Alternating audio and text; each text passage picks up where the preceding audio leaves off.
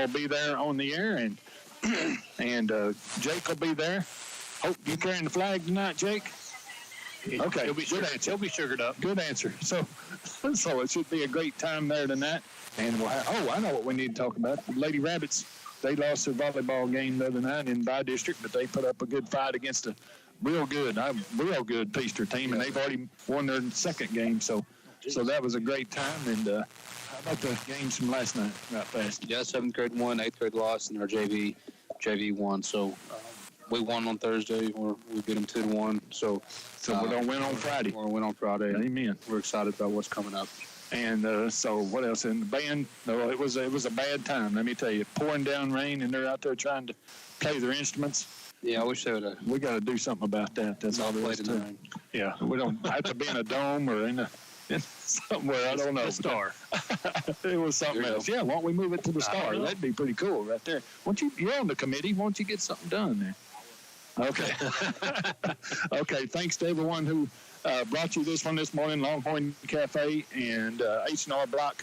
And so be at the Jackrabbit Stadium tonight at 7 o'clock as the Jackrabbits take on the Vernon Lions. Should be a great ball game senior night. And as always, until tonight, so long, everyone. KNTX's coverage of Bowie Jackrabbit football continues now with the pregame show.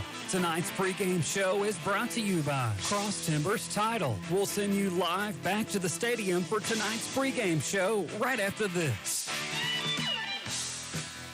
When you need professional title work done, call on the professionals at Cross Timbers Title, located at 304 Cummins in Bowie. Cameron Gunter and his associates can help you with your abstract and title work. They offer title insurance and title searches, as well as e-closings, business and residential real estate closings, and oil lease searches. You can always depend on Cross Timbers Title for accurate, courteous, and professional service. Cross Timbers Title at 304 Cummins in Bowie. Just give him a little bit of time. He's got to let... What? Are we on? Yep. Hello, everyone. We got all kinds of things going here tonight. We got senior night. We got football. We got people everywhere here tonight. And we even got the Vernon Lions here tonight. Brent. Yes, we do. They're even here. They showed up. Well, we thought they would anyway. Yeah. But the Jackrabbits have shown up, too, and we have the Jackrabbits against the Vernon Lions here tonight at Jackrabbit Stadium. Scholar Brant Ferris bringing it to you here on KNTX tonight as Jackrabbits looking for their first district win, second win of the year here tonight.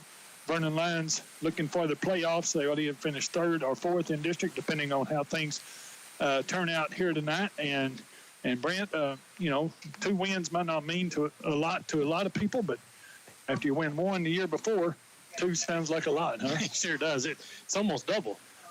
No, really. Right. And so it would be a big step in the right direction, and I think it would really let the players know that what these coaches and the coaching staff are doing is working, and it will give them a little buy-in moving into that off-season program. Yeah, we've got a lot of seniors this year, and we saw them being honored down on the field and sending purple balloons off in memory of Kobe Price, and that was a big loss for all these seniors, all of us, and everything. And good loss for the football team. Oh yeah, good to see him, honor him here tonight, and that just going to be an emotional night here at Jackrabbit Stadium. But Brent, we probably played our best football game probably better than even the Bridgeport game that we won last week. And we had every opportunity in the world to win that game and couldn't get it done there at the last. And we talked about it on a coach's show this morning. Those are the kind of games we're going to have to learn to win if we're going to be successful in the future. And maybe we'll get it done here tonight. But like we said, we got to get it done eventually. Yes, and we've talked about it over and over again, or at least I know I have. You have to learn how to win. And those are the games that when you're in there, you have to learn how to win and figure out a way to win and refuse to lose. And so that's one of those things that this team hasn't had to do in many, many years. And that's something that's a big hurdle that you got to jump over. And so it's, one of those things that we could have taken a step over the hurdle last week, didn't get it done. So maybe we can get it done here tonight. Maybe so. The Cheryl kid at quarterback gave us a tough time last year. You probably got the stats from last year or some of them anyway. I sure do. I know they had a running back that whooped up on us last year. So he did. And, you talked about Sherrill passing. They only threw 7 passes last year for 72 yards. Only 3 of them were completed. One of them was for a 61-yard touchdown. So a long pass there that led to that 72 yards, but they killed us on the ground. Adarius Williams, who's back this year, ran 15 times for 108 yards and 3 touchdowns. TJ Thomas ran 13 times for 43 yards. He's back again. And then Kel Sherrill ran it 8 times for 5 yards as the quarterback. The big thing there is last year the Jackrabbits only had 4 first downs on offense and only 109 total offensive yards. So their defense really just shut us down last year with an opportunity to make the playoffs, as the Jackrabbits did. Exactly. And if they shut you down in a game that means something like that, that tells you what kind of defense they are. We only scored 2 points, like you talked about this morning in the coaches show. It was, I don't remember when we scored that 2 points, but it was 13-0 at half. They scored in every quarter, and they scored twice in the fourth quarter, so they kind of put us away early. Yeah, and that 2 points was on a blocked extra PAT. point. Yeah. PAT. And So I guess that had to be in the second quarter. So at half, it was 13-2. And Tucker took it nearly 110, 108 yards, Yeah, whatever it was. Something crazy like that. We went untouched for the touchdown, and Tucker's over here playing catch with the managers here tonight. So yeah, he's still nursing that Achilles injury. yeah, getting ready for basketball season, and we will. I think me and you are getting ready for basketball season. We better be ready because it's coming up tomorrow. Yeah, yes. So anyway, the Jackrabbits are taking on the Vernon Lions here tonight, and Brent, we talked about it this morning. Like I said in the coaching show, we got to get her. I mean, Coach Price wasn't too excited about it, but I kind of am. We talked about it before. We mixed things up a little bit. Well, I mean, we didn't hardly throw the ball at all against Breckenridge last week, and when you're not really running the ball well either, something's got to change a little bit. It sure does, and the coaching staff is aware of that, and trying to make the best of it, and it's right here at the end of the year. You got 1 game left to play, and that's going to be the end of your season. It's hard to get motivated to make those changes and to get those kids to buy into those changes. Even then, so that probably was it was a tough question for Coach Price for sure. But I'm sure he's aware of it and looking to see what he can do here in the offseason. We got a lot of young kids coming up that are pretty good, and I think the future is bright for this program. But then again, they've seen a lot of defeats on the varsity level, and they're over. There's a lot of them down here on the sidelines thinking, and they probably hear some bad things going on. Down there. They probably do, and that may be, one of the reasons to keep them away from it. And yes, they're down here, charting plays and doing different things to help the coaching staff and learn what that varsity game is all about. But you've also got to keep them away from the negative attitudes and negative words that are being potentially said on the sideline. I have no idea whether that's true or not, but it takes one person to bring the whole program down. It's the old cliche, the chain's only as strong as its weakest link, and one negative guy is gonna bring you down. Well, one thing I can tell you that not going to happen next year, I hope, is one of our star players eating a walking taco on the sidelines when he's in varsity pads. Yeah, let's hope not. See him down there. We got football in one arm and a football on the other arm, eating a walking taco at the same time. So I see him, man. So if you can do that, 2 footballs and a walking taco, that's impressive. I know. Let's hope he's that impressive on the field next year. Yeah, he was pretty impressive in the game he got called up. I think he's got 3 footballs. 3 footballs, man. So that's a pretty good deal, but just imagine what he can do with the old, fake, a play action pass. You don't know if he's got the ball or not. He's got 3 of them in his arms. But it is a beautiful night here at Jackrabbit Stadium, and that's another thing, Brent. Really, we didn't have a cold game here this year. No, we didn't, and I was afraid we were going to when we got that crazy weather on that Sunday. And I thought, oh no, it's here. Yeah. Thank goodness it went away and warmed up a little bit. Yeah. So I don't like the cold. I don't know if you know that or not. No, nobody does really. Yeah, I think. I don't either. Used to, that wouldn't bother in mall. Now it gets below 50 and I'm freezing. It bothers me all the time. So it's good to see the captains out as Troy Kesey is out with the regular captains here tonight, as Will Cross, Cooper Hammer, and who else is out there? Come on, see if you can get it. I'm getting it. Jacoby McGregor. Yeah. And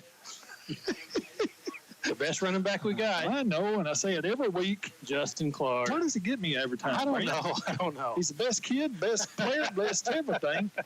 And he's redheaded, and I call him Justin every time I see him, but when it comes to the nitty-gritty, it gives me all kinds of trouble for some reason. It gives you gritty, for sure. It sure does, don't it? So, yeah. Anyway, we're waiting on the coin toss out there as both Jackrabbits in their maroon tops tonight with white numerals, white helmets, and gray pants tonight. The Lions in their white pants, white tops with maroon on their shoulders, and they defer to the second half. So the Jackrabbits will get the ball to open this game up tonight. Hope you enjoy the broadcast here at Jackrabbit Stadium. Last game of the year. Let's go. As we're ready to go. Brant's ready to go. I'm ready to go. World champion Rangers are ready to go. That's exactly right. As the station that brings you the world champion Texas Rangers brings you the Bowie Jackrabbit football game here at Jackrabbit Stadium. We'll be back in about 2 minutes. You're listening to Jackrabbit Football on KNTX. Friday night lights and Jackrabbit football, two things that our town lives for and Barron Brothers is proud to be a part of. Season after season, year after year, North Texas farms and families have come to count on Barron Brothers for cattle and horse feed, fertilizer, and even supplies for your pets. Barron Brothers has 5 locations to serve you, with one on Highway 59 South right here in Bowie. Or go check us out at barronbrothers.com. Barron Brothers, serving our communities with quality products and superior service for over 80 years. When was your last eye exam? Call Brookstone Eye Center in Bowie for all your family's eye care needs. Dr. Kistner and her staff offer complete eye care services. From eye exams, glasses, and contact lenses, urgent care, and evaluation of cataract, glaucoma, and macular degeneration. Experience all the latest technology in eye care. Visit our website at brookstoneeyecenter.com or stop by our Bowie location at 501 East London. Call us today and see better tomorrow at 940-872-5417. Open Tuesday through Thursday from 9 till 5 and Friday 9 till 1. Closed Mondays. Brookstone Eye Center supports our local team. Are you looking to add some cows to your herd, or maybe you have too many cows and need to downsize? Call on Ronnie Harden and Jackie Bishop at the Graham Livestock Commission in Graham, Texas. They have a sale every Monday at 10 a.m. Call 940-549-0078 or email Ronnie at grahamlivestock.com. You can also visit their website at grahamlivestock.com to view their past sales and get directions. Graham Livestock Sales, 203 Highway 67 in Graham, Texas. Livestock sales every Monday at 10 a.m. Bowie Jackrabbit Football is on the air. Brought to you by Barron Brothers, Brookstone Eye Center, Graham Livestock, Legend Bank, Lone Star Backhoe, State Farm, Tim Wynn, Jacksboro National Bank, Corey Hooks Auto Center, Nocona Feed and Ranch, Texoma Plumbing, Lipscomb Auto Center, White's Magneto, Bowie Pharmacy, and the Forestburg Store, as well as Custom Pump and Windmill, Hilltop Tires, Fisher's Meat Market, Wellington State Bank, American Hat, Select Ready Mix, Pig Towing Service, Cross Timbers Vet, BK Electric, Ward's Auto Service, and Independence Hall. Let's go back to the field for kickoff with our announcers, Brant Ferris and Scott Weber. And welcome back here to Jackrabbit Stadium. Jackrabbits will receive the opening kickoff as the Lions deferred to the second half. Number 2, Javi Lopez will kick off for the Lions. Back deep for the Jackrabbits will be number 20, Moa Zook, number 21, Seth Mann, and number 27, Jax Johnson for the Jackrabbits. And I think Jax has been, I know Jax played well last year, but I think he's been one of the better surprises of the year for the Jackrabbits. He sure has, and his return game the last 2 or 3 weeks has been impressive. It sure has. I don't think he'll get his direction right here. So we'll see how it goes here. And here's a pop-up kick, and it's going to be fair caught by Hunter Rodriguez, I believe, on the sideline. And he runs it, or I guess he finally catches it about the hash marks on the far left side, and the Jackrabbits will take over at about the 33-yard line. First down and 10 as Raider Mann, the sophomore quarterback for the Jackrabbits, brings them out into the huddle. As Jackrabbits offense has struggled mightily at times, and also, like last week, looked good at times. We just have to put it all together, and hopefully that'll happen tonight and carry over into next year, Brant. Yeah, we have to put it together and make sure that we make the right decisions and make them quick. Rader's been running for his life back there on any of our pass plays. Sure has. Top formation, and we'll hand it off to Johnson going left, and he will get out to about the 37-yard line, and that's going to be about a 3-yard gain. So second down and 7 for the Jackrabbits, and we've seen that play a lot, that little wing-back reverse. So I don't know if you noticed. Did you see the Vernon line defense? Well, I know they played uptight on Theron out here. They sure did, but they were trying to rip that ball out. They've seen a lot of video of the Jackrabbits putting the ball on the turf, and they were trying to make it right there on the first play. So Rader underneath center has Brother Seth out to the left, and he will throw, rolling out to his right, and that's got to be holding, but no holding call. And Rader pulls it down, gets the first down, still going to the 50, out to the 49-yard line. Great run by the sophomore Rader man. Good job there by Rader to keep the play alive. Had Justin, right as he broke the line of scrimmage, had Justin pop open, but decided to keep it for himself and got across midfield out to the Vernon 49. Well, I thought they were going to throw a flag on us for holding coming out of the pocket. Anytime that quarterback breaks the pocket, just natural reaction for the offensive lineman to grab somebody. But we dodged a bullet there. Rader underneath center has Seth behind him, and he will turn and hand it off to Justin. Justin may have bobbled the ball a little bit coming through, but a pretty good gainer inside the 45-yard line down to the 43-yard line, gain of 6. Bring up second down and 4. Justin doesn't look like that impressive runner, but every time he touches the ball, it's 3, 4, 5, 6 yards, and all of a sudden he'll bust one off for a big gainer. But, I'll take 6 yards every time. Yes, sir. Second down and 4 for the Jackrabbits. Justin in the backfield again, right behind Rader. He'll turn, hand it off to Justin again. He breaks one tackle across the 40, down to about the 37-yard line. If he got that, that'll be another first down for the Jackrabbits on a good-looking drive here in the opening drive for the Jackrabbits.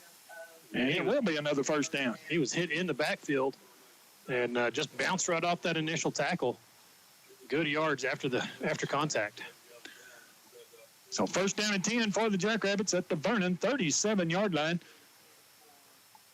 Always used to seeing Vernon in white helmets, and that broom helmet just doesn't look the same as it used to back in the day. Yeah.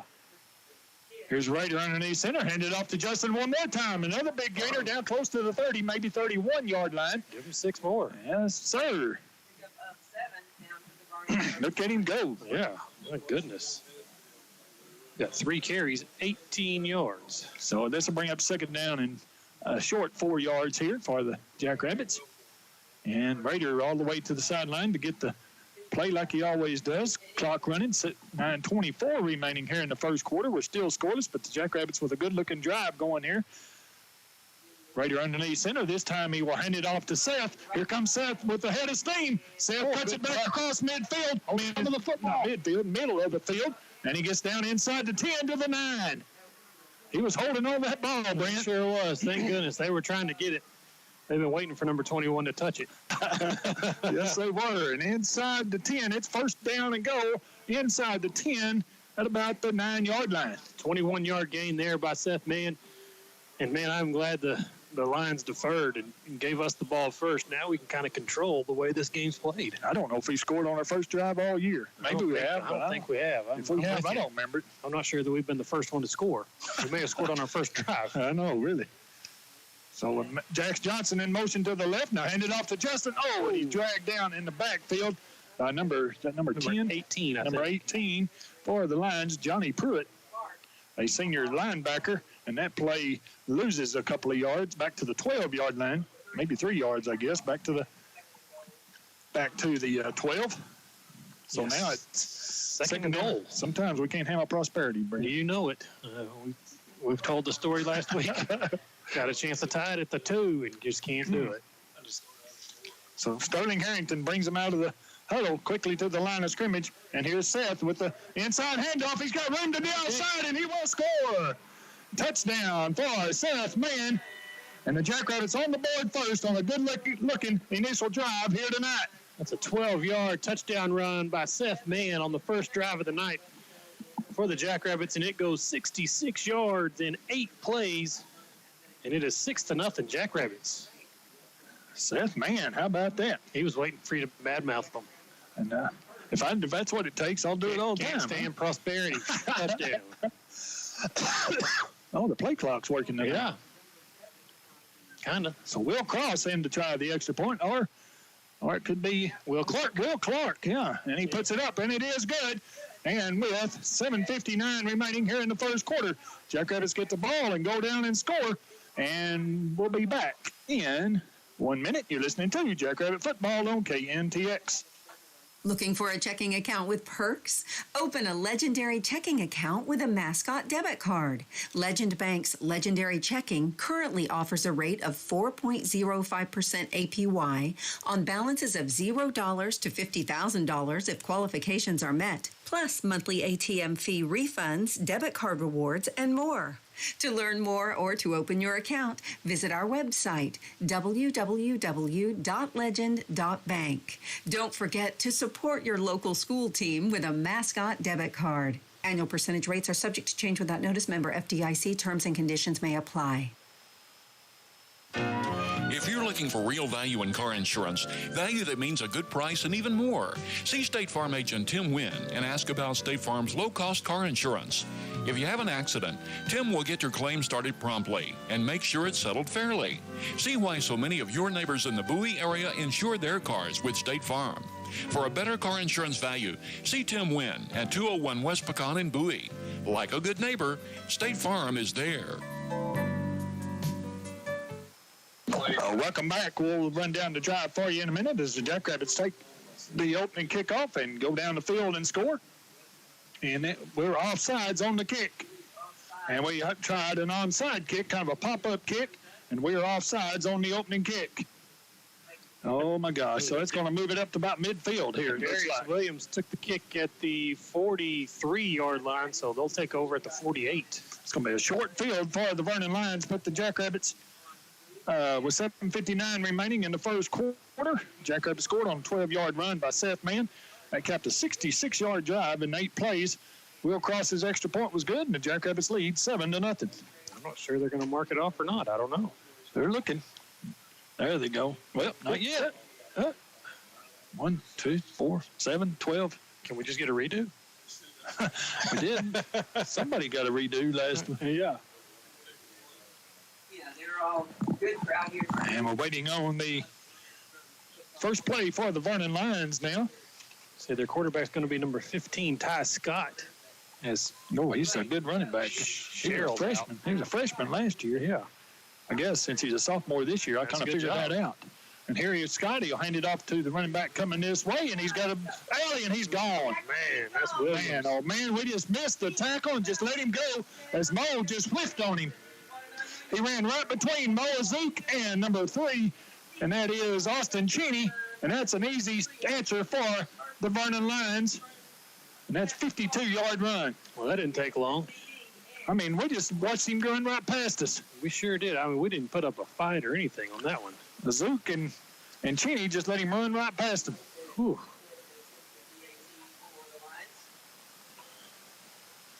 Goodness gracious. Yeah. So here's Lopez in to try the extra point to tie this ball game up. And the snap is up. It's a low line drive kick, and it is good. So with 7:49 remaining, we are tied at 7. We'll be back in 1 minute. You're listening to Jackrabbit Football on KNTX. Lone Star Backhoe and Septic specializes in new septic systems and septic repair. They also offer septic cleanout, which is recommended every 3 years, and offers site evaluations for new septic systems. In addition, they build roads, house pads and ponds, install storm shelters, and clear brush. For a free estimate, call 940-841-1736. Serving the Montague, Clay, Wise, and Jack County area, Lone Star Backhoe and Septic offers competitive pricing and quality work. Whether residential or commercial, call Casey Denson and Ronnie Dukes to discuss your next project. 940-841-1736.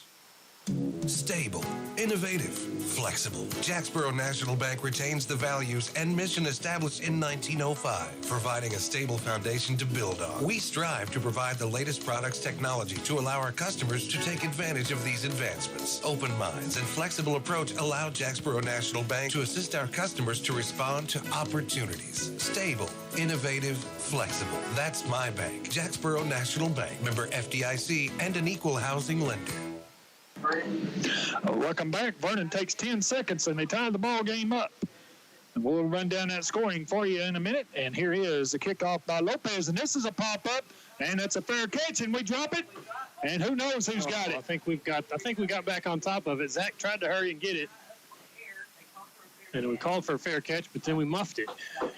So we're trying to figure it out. We're trying to uncover everybody.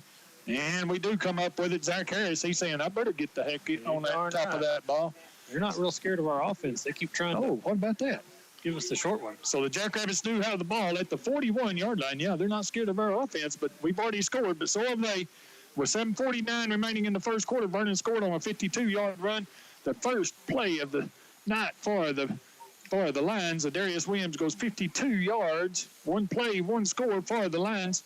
Jackrabbits had 8 plays and 1 score, so I guess it doesn't matter how many plays it takes, just so you get it done. There. Yeah, as long as you get in the maroon turf. Here's Seth, hands it off to Justin. Justin will get a couple. He's still going, maybe 3 yards now on the left side.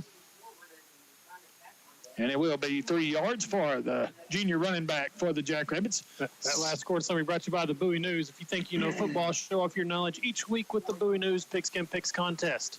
Fill out your picks in each Wednesday edition of the Bowie News through November 10th and win cash prizes. Weekly winners will be entered into a drawing for the Ultimate Tailgating Package sponsored by Carl Clement Ford, Henry Insurance, and Enderby Gas. So another tight formation here. No wide receivers.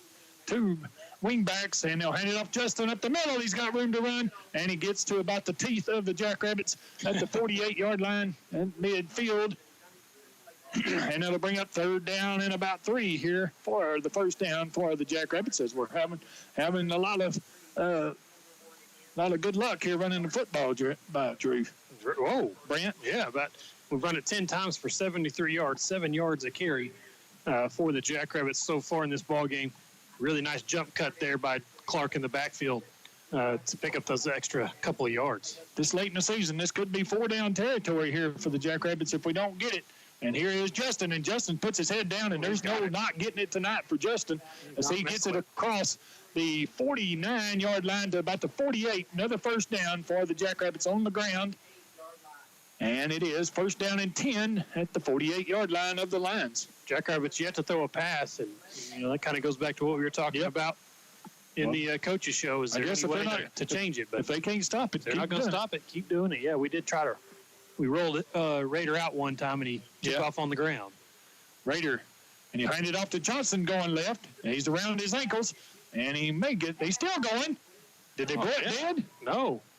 He's still going. He got up to 8 or 9. Well, he came up there like he was going to blow it dead, but he never did blow his whistle, thank goodness. Jax just keeps on running, and he gets 9 yards down to the 39-yard line. Man, good fight.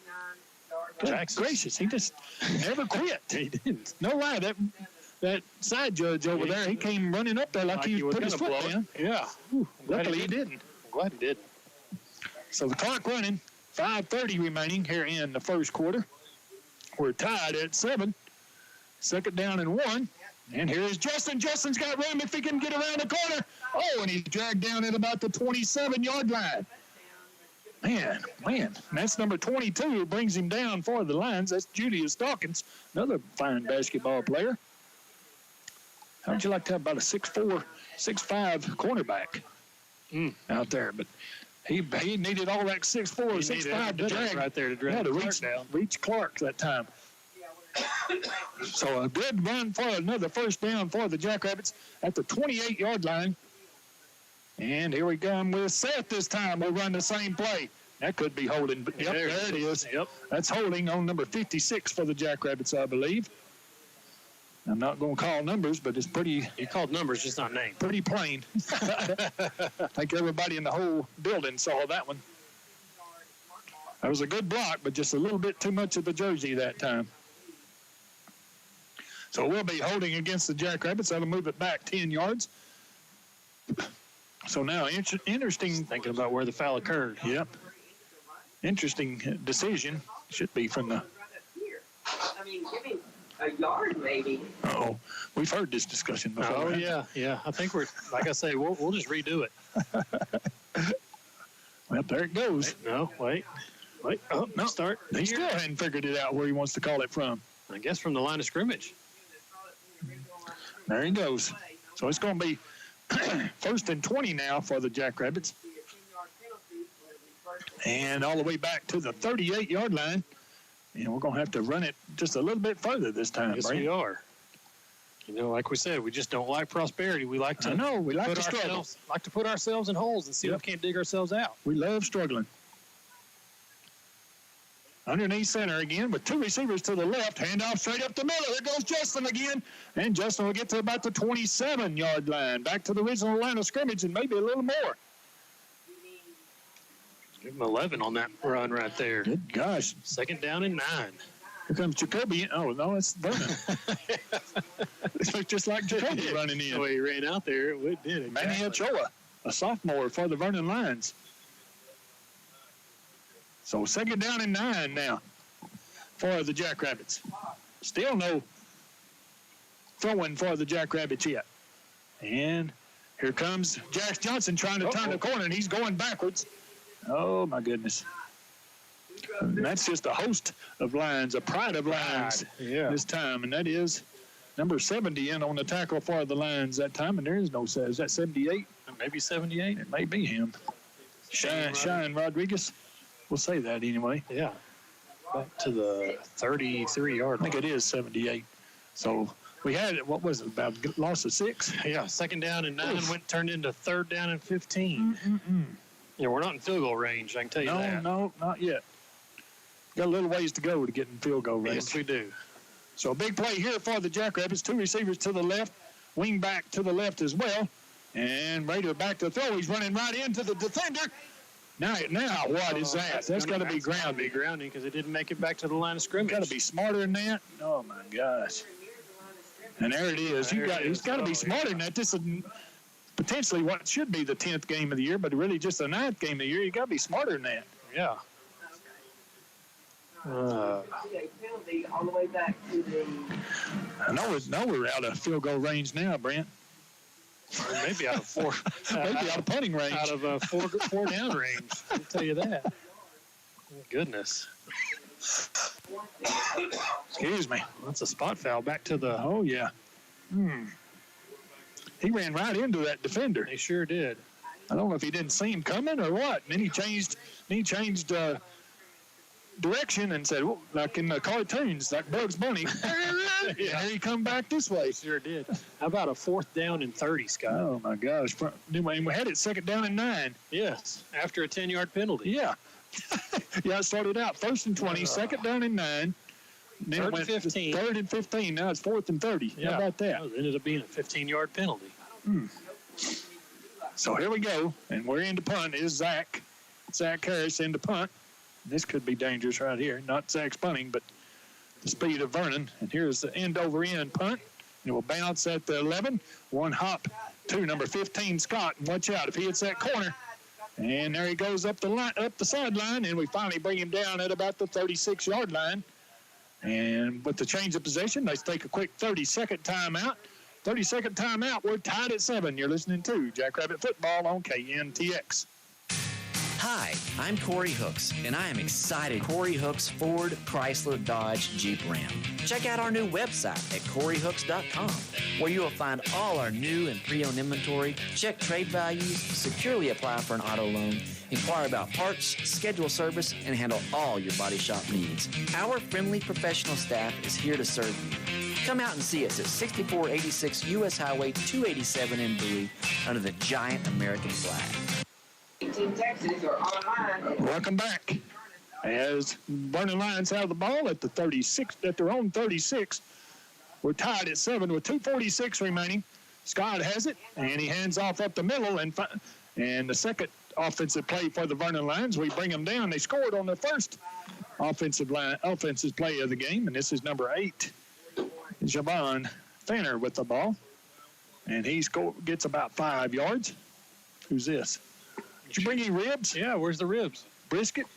What are you doing? What'd you bring us? Oh, I don't know what you're doing. I don't know what you're doing here then. That's what we have. Ask them in there. Yeah. Ask the Millers. Yeah.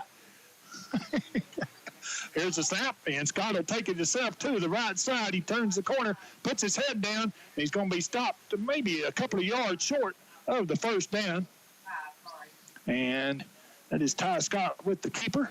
And it will bring up third down in about 1.5 here for the first down. Run there by the quarterback. Just grab it, tuck it, and go. That's all he did, wasn't it? Yes, it was. So I guess their offense, they were talking about not throwing the ball at all. I mean, about 7 times a game, 5 to 7 times a game. It's maybe down to 0 here tonight without Cheryl in the game. Yes. Coach's son, it must be hurt tonight, not playing. And we got movement all over the place. We moved, they moved. They didn't blow the play. Yeah, they did blow the play dead. That or not? I don't know. They stopped running as number 10, Darius Williams, turned the corner once again. And it is against the, I thought we jumped, but they don't call it against the Vernon Lions. Doesn't hurt my feelings. I remember times we'd play Vernon, and they'd have 60 players on the sideline. Ooh, look at them now. They're down to about Jackrabbit size over there on that sideline. They may have the same injury bug with the Jackrabbits. Maybe so. I don't know. So now it'll bring up third down and, 6, I guess. 6.5. Yeah. So 6 for the Lions as big Julius Dawkins comes to this side here. 2 wide receivers and in the spread, and they hand it off coming this way. Jackrabbits are out there, and that could have been a holding, and that may be a holding. As the flag flies, Johnny Arenas come in and clean them up. Good to see Johnny back playing for the Jackrabbits. He's got a big knee brace on, trying to shake off that knee injury, playing in his last game for the Jackrabbits. And it is holding against the Lions. You got to accept it, don't you? You have. I mean, even if that's not a first down, you still have to accept it. 4th and 1. Yeah, you don't. That's too easy. So we'll take that penalty, and it's holding against the Lions. I really thought they missed the first one. Yeah, way back here. Yeah, by number 11, I think, or 10-1. No, it's number 11 in the backfield. Where'd the penalty occur? That's what he's wanting to know. And they'll move it back just about close to the original line of scrimmage. Well, that's where they're going to take it to. From. There we go. And they'll move it all the way back to the 29-yard line. Thank you very much. Yeah, we'll take that. So third down and about 14. No, longer than that. 17. 16, 17. That's a rough penalty on them, isn't it? Appreciate it. So now we got to stop. And the clock's running. It looks like it, don't it? Yep. So 1 minute remaining here in the first quarter. We are tied here at Jackrabbit Stadium. Tied at 7. Scott waiting. He's going to throw it. He's looking deep. He throws it as far as he can. Mo is out there, but it's caught over his head. Well, and there's a flag. Defensive pass interference right there. We'll wait and see who this is on. This could be on Dawkins. I think Dawkins pushed off, but I don't think it was anything bad. But it was. I've seen a lot worse. Who did call? He caught it on Vernon. Yeah, he did on Vernon. I don't know about that. I mean, I like it because it's against Vernon, but I don't know about that. He's 6'5" or whatever. Yeah, he didn't need to push off. And I don't know if he did push off actually, but we'll take it. We don't get too many calls, so we'll definitely take it. But Scott just reared back and threw it as far as he could, and it was kind of underthrown, and Dawkins had to come back for it just a little bit. Mo went up as far as he could, and I guess he got a little separation, and it looked like he might have pushed him off. So we got a offensive pass interference, and it's going to be one of those third down and 30 situations here. Sure is. So, so you're saying 6'4" can out jump 5'8"? I think so. So what we got here, Brant? Down to the 16. 16, and we have to get to the 48. Down to the 14. 14 to the 48. No, 46. How about third down and 32? Oh, they outdid us, didn't they? Yes, they did. We had third down and 30. Yeah, anything that we can do, they can do better. So 35 seconds remaining here in the first quarter. Scott's back to throw once again. He heaves it as far as he can once again, and it is incomplete. And we'll get a penalty. penalty. Yeah, that's going to be on us right there. Automatic first down. I don't blame him. I'd throw it against us too, but Darn right. and this one's going to be on Cheney. And that's going to be an automatic first down. So 3rd down and 32 turns into 1st down and 10. So I guess that goes from from 15 yards from the 14, because it's not a spot foul. No. Oh, my gosh. That is a killer right there. So they're going to get the ball at the 29-yard line And and get a first down out of it. And he had inside position on us. If he caught that, I guess that might have been a good penalty. I don't know, but because if he'd have caught that, he was a gone dude right there.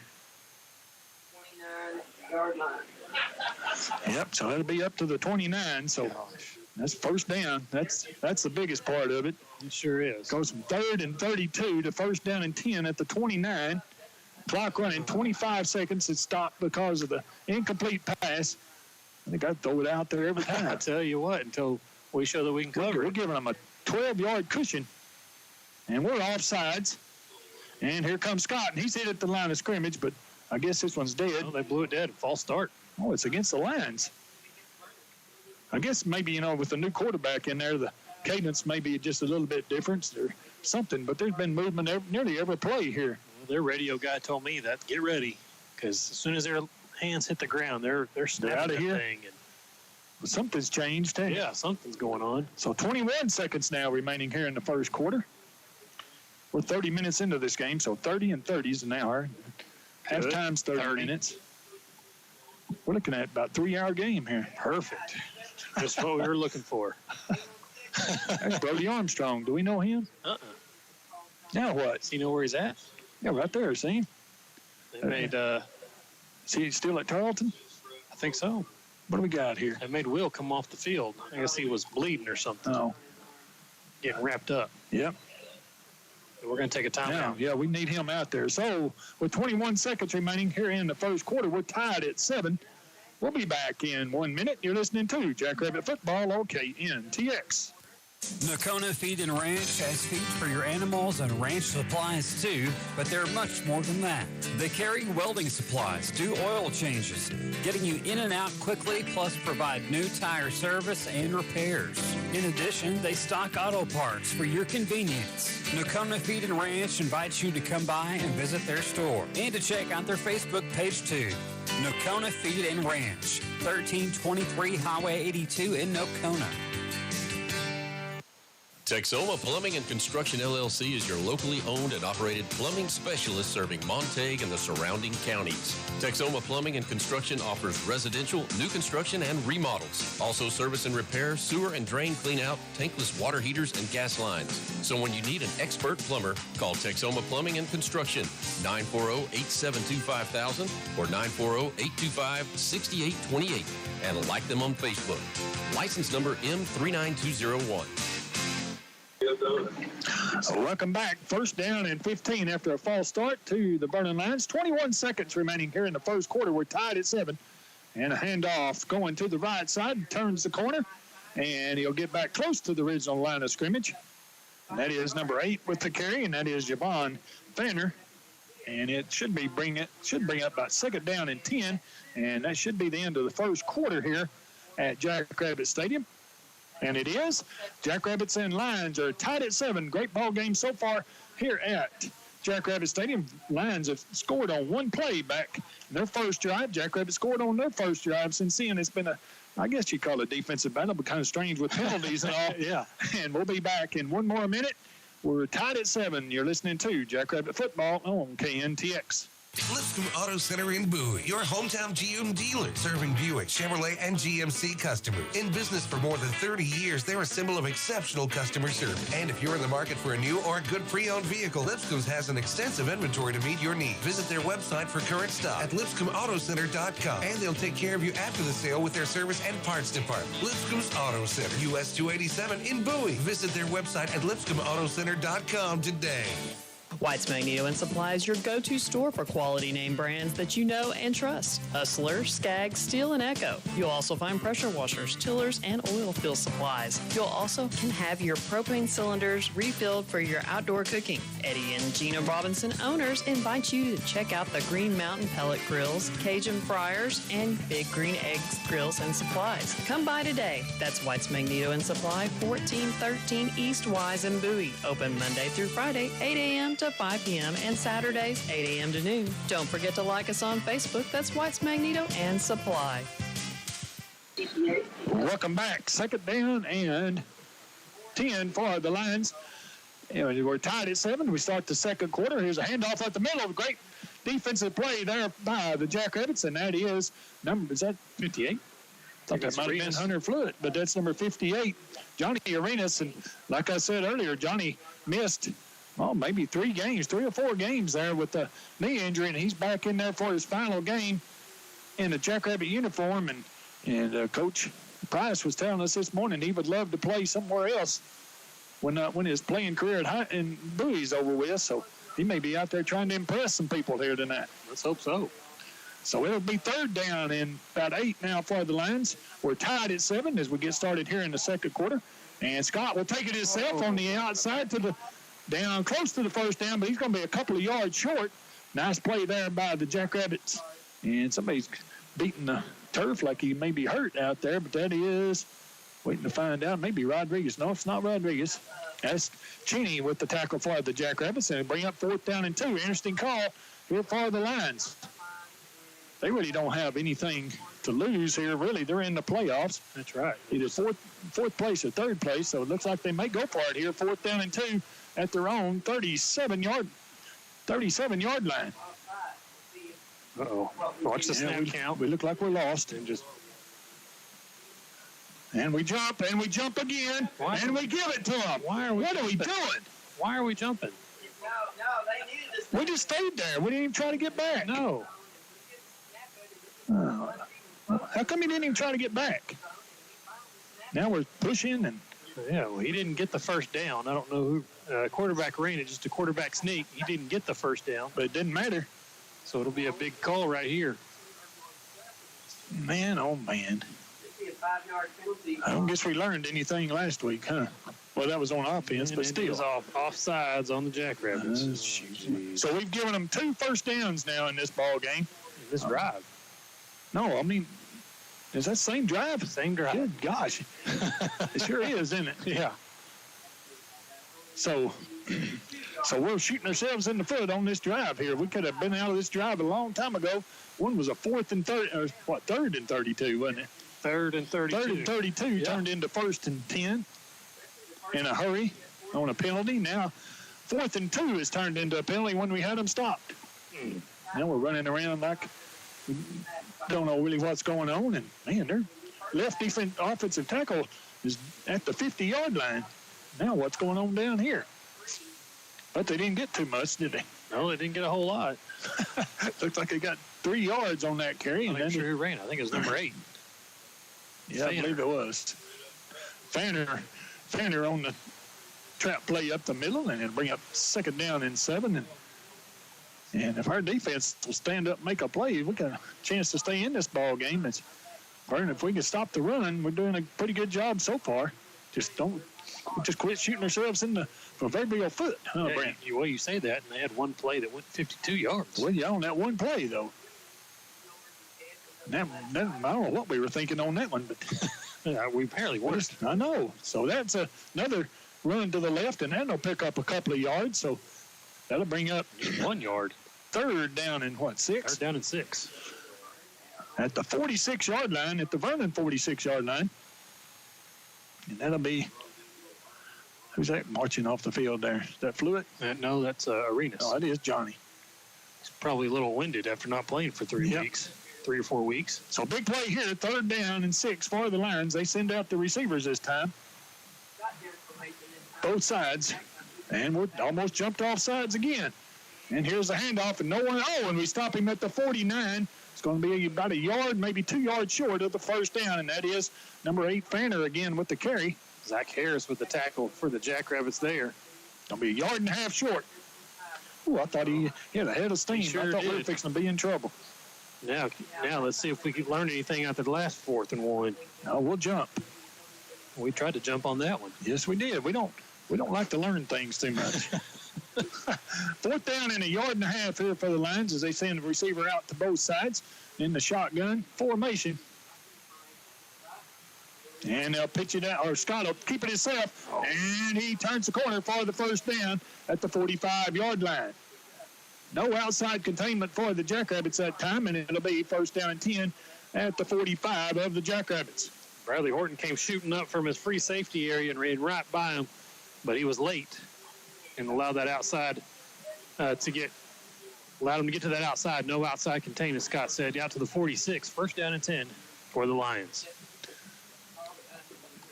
Well, I've seen him in text now. Getting ready to run their 14th play. In this drive? In this drive. Isn't that crazy? Excuse me. You want to guess how many yards it's covered? It's backwards this way, that way here. Here's a handoff up the middle to Fanner. Fanner's hit at the line of scrimmage, and he'll get a couple of yards out of it. How many, Brent? 18 before that play. 8. They'll end up running 30 plays on this drive the way things are looking right now. Sure are. Give him 2. 20 yards on this drive. Seth Mann checks into the game plays for Nick Salazar. And we're already down to 7.5 remaining here in the first half. First quarter took 30 minutes. We may have met our ball control match right here. This quarter's taken 10 minutes. So here come the Lions to the line of scrimmage. Ty Scott in the shotgun in place of Sherrill, the regular quarterback, and he will keep it going left. We've got a man out there, but he jukes one of us. Now he jukes another one for the first down to the 30-yard line. He left us holding something. I don't know what it was, but we lost it. Air. Yeah. Air. Oh, a whole lot of air right there. We turned him back inside. Turned him back inside, which was good. That's what his job was, turn him back inside. But somebody's got to be there to help contain the rest of that. So checking back into the game, Jax Johnson for their right defensive end, who probably should have made that play right there. Yeah. So 1st down and 10 for the Lions at the Jackrabbit 30-yard line. Snap back, and they'll hand it off to Williams, and Williams gets back to the line of scrimmage, maybe. And nothing more than that. Jax Johnson there. Yep. And Preacher Chambers. And they will lose a yard on that, I guess. So it'll be up 2nd down. You calling that a loss of a yard, Brent? Yeah, I'm going for it. All right, 2nd down, 11. Did they? Nope, no, they didn't do it over there. What's wrong? Them Millers, you know how they are. Well, they don't know who's official stat guy. Look at them. Yeah, nothing. And they added another Miller. Yeah, I know. They even got a new Miller over there. Yeah. So 2nd down, 11, and Scott's waiting on it. He's bringing it himself to the right. We've got people out here, and here comes Horton, and he runs right past Horton and down to the 22-yard line. Horton ran over here, and he just whiffed him. Yeah. So it's going to be all the way down to the 23-yard line now. He's got to get to the 20, so it'll bring up 3rd down and 3. It's twice that Horton's run right by the ball carrier. Just look for that brown thing with the white stripes on it. Yeah. Yeah. So 3rd down and 3 for the Lions. 5:20 remaining here in the second quarter. We're still tied at 7. Here's the snap. We're back to throw. He throws it out in the flat. It is complete. And Rodriguez is chasing him, and he's breaking tackles. Braden Ryan's trying to bring him down, and what in the heck's going on? He's pushing his way into the end zone. We stop him at the 2. Case Fleming on the catch for the Lions. How can a guy that weighs 150 pounds push us? I don't know, but he sure did. He did whatever he wanted. I'm going to mark that at the 3. Good gracious. Yep. So 1st down and goal at the 3-yard line for the Lions. 3rd down and 3, and they pick up 20. They've run about 30 plays on this drive now. What are we, 20? 18 plays, 61 yards. And there's all kinds of movement in there. And I don't see any flags. Yeah, we got people in the back of the end zone being knocked out, and that's a touchdown. There's no flags. It's a Darius Williams on a 3-yard run. Coach Price is giving the false start signal, but we don't see one. Yep. They said they've been doing that all year long. moving forward to get their hand on the ground. And, man, as soon as they're going, it looks like they're moving every single time. That 3-yard run by Williams wraps up a Vernon drive, 64 yards, 19 plays. And it is 13-7 in favor of the Lions. And we'll try the extra point. Vernon is, and they have taken their first lead of the ball game as Lopez is in to try the extra point. And here's the kick. It is up, and it is good. So with 4:42 remaining here in the second quarter now. Got a flag on the play. We'll wait and see what the flag is. Let's wait and see. Looks like it's going to be against Vernon, maybe. Is it going to be after the kick, or? I don't know. Bowie's headed back out on the field.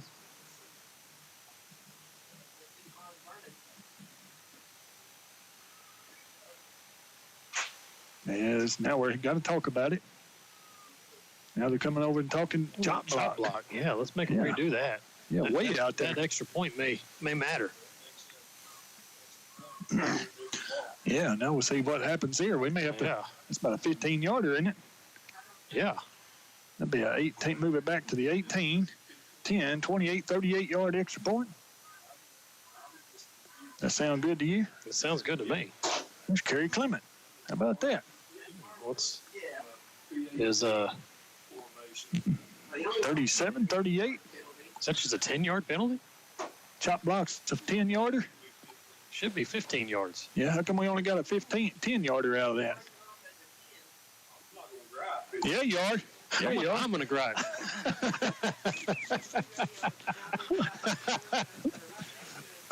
Yeah, there we go. Hey. Who's that guy? Well, that's band director, I guess. There we go. Now we're talking. Hey, now I'm not going to complain. We move it some more if you want to. So now we're going for 2, or what are we doing? It wouldn't surprise me if we. Yeah, really. So 4:42 remaining in the second quarter. Vernon has scored anyway to take either a 15, 14, or 13-point lead. I mean, 7 to lead. Yeah, 6 or 7. And Ty Scott waiting on the snap. He's got it. He's just going to throw it up for grabs in the end zone. And he gets pushed off. Braden got pushed to the ground, and the pass goes incomplete. So with 4:42 remaining, it is 13-7 in favor of the Vernon Lions. And we'll be back in 1 minute. You're listening to Jackrabbit Football on KNTX. Bowie Pharmacy, 503 East London, understands that convenience is very important. The pharmacy is conveniently located near medical clinics and as a convenient drive-up window. They also offer delivery inside the Bowie city limits. Bowie Pharmacy is your hometown pharmacy. Most insurances and Medicaid are accepted. Have your next prescription filled at Bowie Pharmacy, a strong supporter of Bowie High School sports. Open Monday through Friday, 8 to 5:15, and Saturdays, 8 till 11. Call 940-872-1140.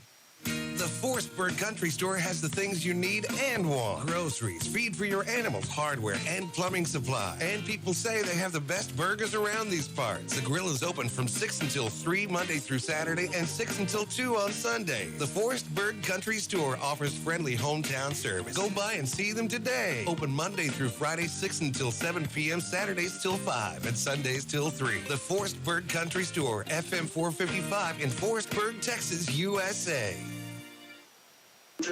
Welcome back to Jackrabbit Stadium, Jackrabbits Trail now, 13-7, and as the Vernon Lions score on a 3-yard run by Darius Williams, his second touchdown of the ball game, and an extra point was no good after they tried for 2 after the chop block was called, and it's 13-7, 64-yard drive in 19 plays. Man, oh, back and forth drive. Yeah, back here over there. And here's another pop-up kick, and we're going to make a great fair catch on that, and that is Bradley Horton making the fair catch as he has to dive for it. Made it at the 41-yard line. That's where the Jackrabbits will take over. So Jackrabbits have some work to do here. Now trailing 13-7 with 4:42 remaining here in the first half. That look at the scoreboards brought to you by the Bowie News, where game nights during the school year, the Bowie News posts scores to Facebook and Twitter. Get updates on how local teams are faring on the Bowie News, Facebook, Twitter, BowieNewsOnline.com, and in print on Wednesdays and Saturdays. We have Hall of Honor inductees up here at halftime. We have Coach Ryan Dykes of the Jackrabbit basketball team up here at halftime. And we moved, and I don't see any flags. And here is Jax Johnston with the carry, and he will get to about the 47-yard line. Everybody saw that except for the referees, apparently. Yeah, apparently everybody did. I saw it. And Williams tried to put his head down and make a tackle on Johnson, and Johnson was disappeared. Yeah, he did. So anyway, that's a good gainer there of 6 yards. Second down and 4 for the Jackrabbits. Still 4:12 remaining here in the first half. It's 13-7. Vernon Lions lead the Jackrabbits. And here is the same play out here to Jax. Jax turns the corner, and he gets hit way out of bounds. And no call. But it is a first down for the Jackrabbits at the 47. Of Vernon. Yes, sir. And we've seen less than that called on the Jackrabbits before for a late hit. You got that right. We pat him on the shoulders and tell him, hey, good run. And boom, 15 yards. Yeah, really. Good job. Yeah. So that stops the clock with 3:56 remaining here in the first half. What happened there? I don't know. I guess he got mad. Guess he did. So here's the handoff to Justin. Been a while since Justin's carried the ball, and he ankle tackled at the 44-yard line. And that's going to be just a 3-yard gain, which looked like he was fixing a break for a big-time gain. Just barely caught him on the ankles. And you don't see Justin go down by that much. No, you don't. But very often. And so anyway, they'll bring up almost 4 yards on that carry. I guess it is 4 yards on that carry. No, it's 3. 3, yeah. Jackrabbits need to have a little bit of sense of urgency here with 3:20 remaining in the first half, trailing 13-7. And big push by the defensive line for the Lions, but we do get the handoff off and just barely get back to the line of scrimmage. Man, the Vernon line defense was in our backfield before we even made the handoff. I say Johnny Pruitt almost took the handoff. So now it's 3rd down and 7. It was Johnson on the carry again. I mean, he busted through there before we even had a chance. He's pretty good about getting our snap count. Yes, they are. Probably ought to change that. I knew you'd have to say that sometime, then. 2:45 remaining, and here comes Justin, and it's going to be 4th down. Oh, it's close. He bounces. Let's see where this guy marked it, because that guy over there, he's got it marked about a half a yard short. And it is going to be about a half a yard short. 4th down, and we'll call it 1 here for the Jackrabbits. Clock running, 2:20 remaining. Jackrabbits have 2 timeouts left, Vernon with all 3 of theirs. And we don't seem to be too much of a hurry right here. Sure don't.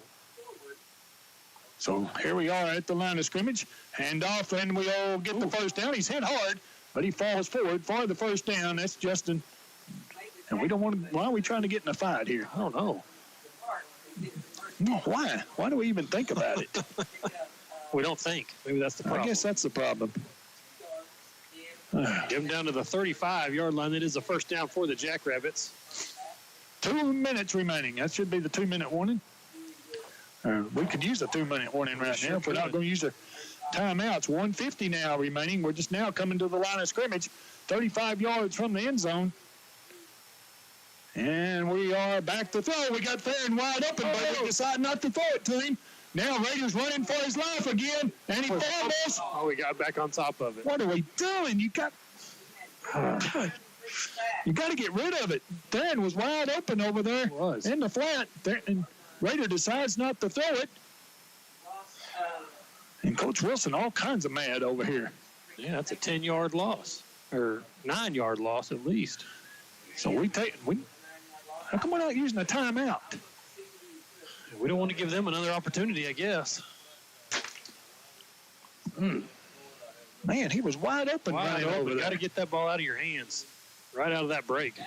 That's what you always hear NFL, college, and throwing that ball before they come out of their break. So now Raiders standing way back at his 50, right at midfield. 50 seconds remain. Now we use the timeout. Oh, no. Oh, not good clock management here for the Jackrabbits. Back right up your alley. 52 seconds, and we had the ball with 1:14 remaining. We lost 24 seconds, 26 seconds, whatever, off the clock. Good math, buddy. Whatever. We lost a lot, though. Good. We did. We lost a lot of yards and time. So we'll just leave it here and pray a little bit here while we need it. Pray for repentance for some of the thoughts. Pray for a new pen. Really, that pen's taking a beating here tonight. Sure has. But again, here at halftime, we'll have Coach Ryan Dykes, the Jackrabbit basketball team, up here with us. We'll have the newest members of the Hall of Honor up here with us and family members, and we'll talk about that. So a lot of good things going on here at halftime, and the junior high 8th grade band members will march with the Mighty Marching Maroon at halftime. We'll have a performance by the Vernon Line Band, and I've seen them a couple of times. I know they do the baseball theme. Oh, nice. Yeah. So I've seen them at Seymour. I've seen them at competition somewhere else. I saw them. But were they at Collins? No, they weren't down there. Oh. No. But anyway, so it'll bring up second down and 19 as hope Jackrabbits have something can get us in the end zone here. Jackrabbits scored on their first drive of the ball game. Have been stymied ever since. 2 receivers out here to the left, 1 out to the right. Raider back. No, he hands it off to Justin up the mid. Now he's trying to get to the outside, and he cannot get out. Now he fumbles. Did he fumble? And Vernon has it. Did he? I don't know what they're going to do. Well, he went like this. I don't know. Vernon called a timeout. Oh, now Justin may be hurt. Hopefully it's some of that scar tissue, but we hadn't seen him down in a while. Nope. So with Justin on his back over by the Vernon Line sideline, why don't we take a 30-second timeout? 30-second timeout. You're listening to Jackrabbit Football on KNTX.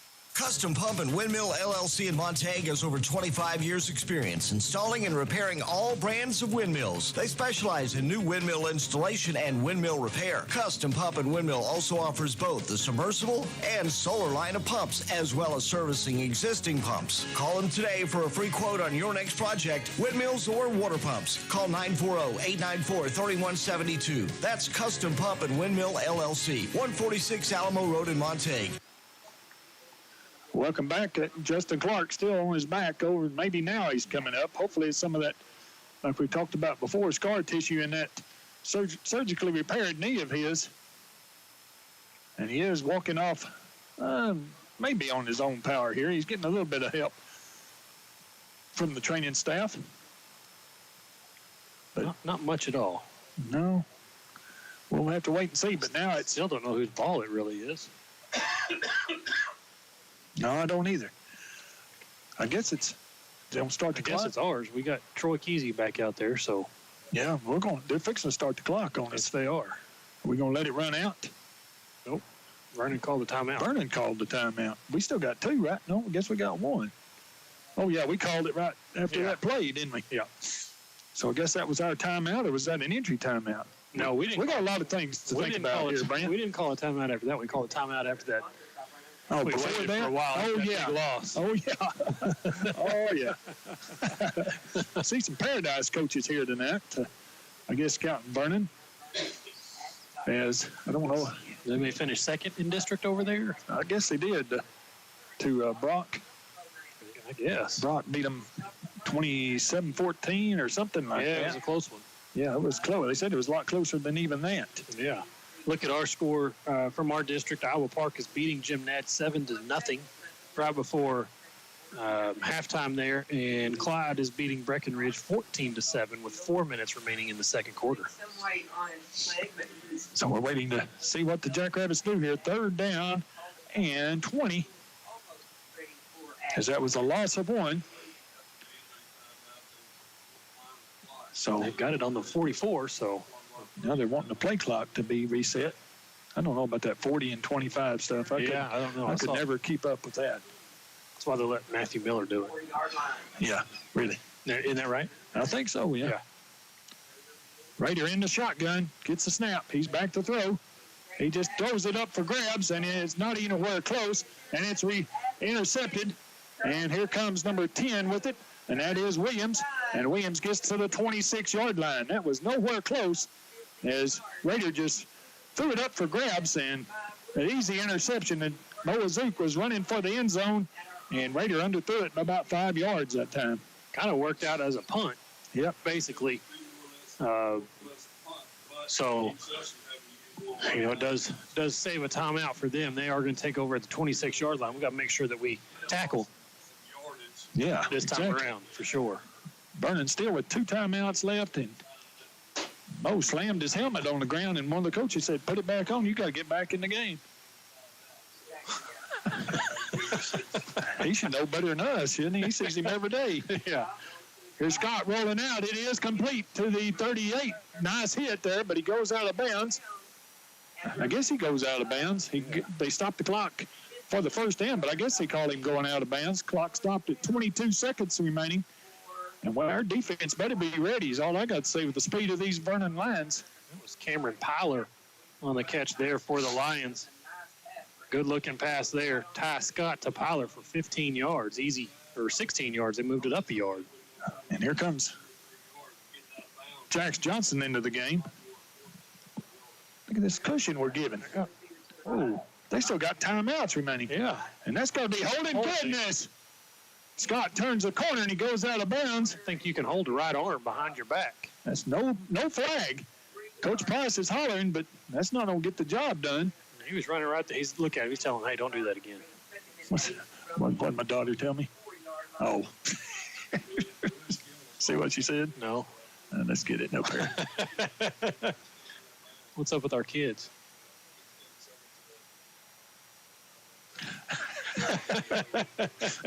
All right, Allie, I'm sorry. Do I need to tell that to my son too, Allie? Yeah, you probably do. So, second down and, 8 here, and there's 16 seconds remaining. Scott's back to throw. He throws it across the middle. Intercepted. Oh, we got a chance. This is Zach Harris. And now he fumbles. Oh, he was down. And I think we were out of bounds. And who's going to get it? He was down. We have no signal. No nothing. This is going to be a redo. I guess it's Jackrabbits ball. We had to think about it. So Jackrabbits will have it with 4 seconds remaining. Zach Harris, as Ty Scott threw it right to him. And Zach with his first interception of the year. The Jackrabbits don't have many interceptions this year, but we got a big one there. And we return it to the 39-yard line. So we have time for one play here. I'm going to go ahead and call that the 44. 39. No, where did I get 44 at? No, that's 44. You're saying 39. I know what I'm saying, but what you don't? You don't? Yes, I do too, Brent. I said 39, but it's at the 44. That's close enough. Yeah. 5 yards. Shoot. We're going to throw a pass here? I don't know. Oh, we called timeout. Oh, we called timeout. Good. So we'll take it with them. I got 39-44 on the brain, -5. That is 5. Okay, that's close enough. We'll be back in 1 minute. You're listening to Jackrabbit Football on KNTX. At Hilltop Tire Service, 618 West Wise in Bowie, they'll make sure you get more from the tires you paid for. Hilltop Tire is always glad to suggest the make and type best suited to your vehicle and driving habits. They carry all major brands of tires and are locally owned and operated. Call Hilltop Tire Service at 940-872-3522. Open Monday through Friday, 7:30 till 5. Hilltop Tire Service proudly supports the Bowie Jackrabbits. Fisher's Meat Market in Munster is pretty special when it comes to grocery shopping. They offer dozens of various cheeses and sausages plus high-quality meats. Fisher's also stocks your favorite beverages. In addition, you'll want to try their homemade baked goods. So you see, Fisher's is a special shopping experience. They've been serving the community since 1927. That's Fisher's Meat Market, 304 North Main Street, just a short drive to Munster. 4 seconds on the clock here before the first half ends. Jackrabbits trail 13-7. Jackrabbits have the ball at either the 39 or the 44-yard line. And a high snap. Raider pulls it down. He's just going to try to chunk it as far as he can. And now he throws it out of bounds. And that's the end. And that'll end the first half. I just chunked it into the end zone and seen what happened. I'll tell you what, I don't know. But we throw it out of bounds, and that's the end of the first half as the Vernon Lions lead 13-7. We'll be back in 3 minutes. 3-minute timeout. You're listening to Jackrabbit Football on KNTX. Wellington State Bank is proud to be in Bowie and is located at 1301 Highway 59 North. They specialize in ag loans along with other bank branch products. The Bowie branch is ready to help with your next venture. TJ McEwen and the staff stand behind today's youth and are big supporters of Bowie High School sports. That's Wellington State Bank in Bowie, your full-service branch, equal housing lender, and FDIC insured. We've stood the test of time. No matter what season the calendar says it is, it's always cowboy hat season. And American Hat Company has the finest handcrafted straw and felt hats in the world to cover you from January to December. Visit your local Western wear retailer or check out AmericanHat.net to find the style, fit, and color to fit your style today. American Hat Company, proud to be an American, proud to wear an American hat. Select Ready Mix in Bowie serves Montague and Wise counties and the surrounding counties with top quality drivers and concrete scheduled and delivered to finish your project. Services include skid steer, driveway, and road sand and base. Call Select Ready Mix to discuss your next concrete project at 940-872-1176 or come by the Bowie office at 3258 Highway 59 North. They're looking for responsible drivers offering competitive pay, health insurance, and paid holidays. Call Select Ready Mix 940-872-1176 or 940-627-8769.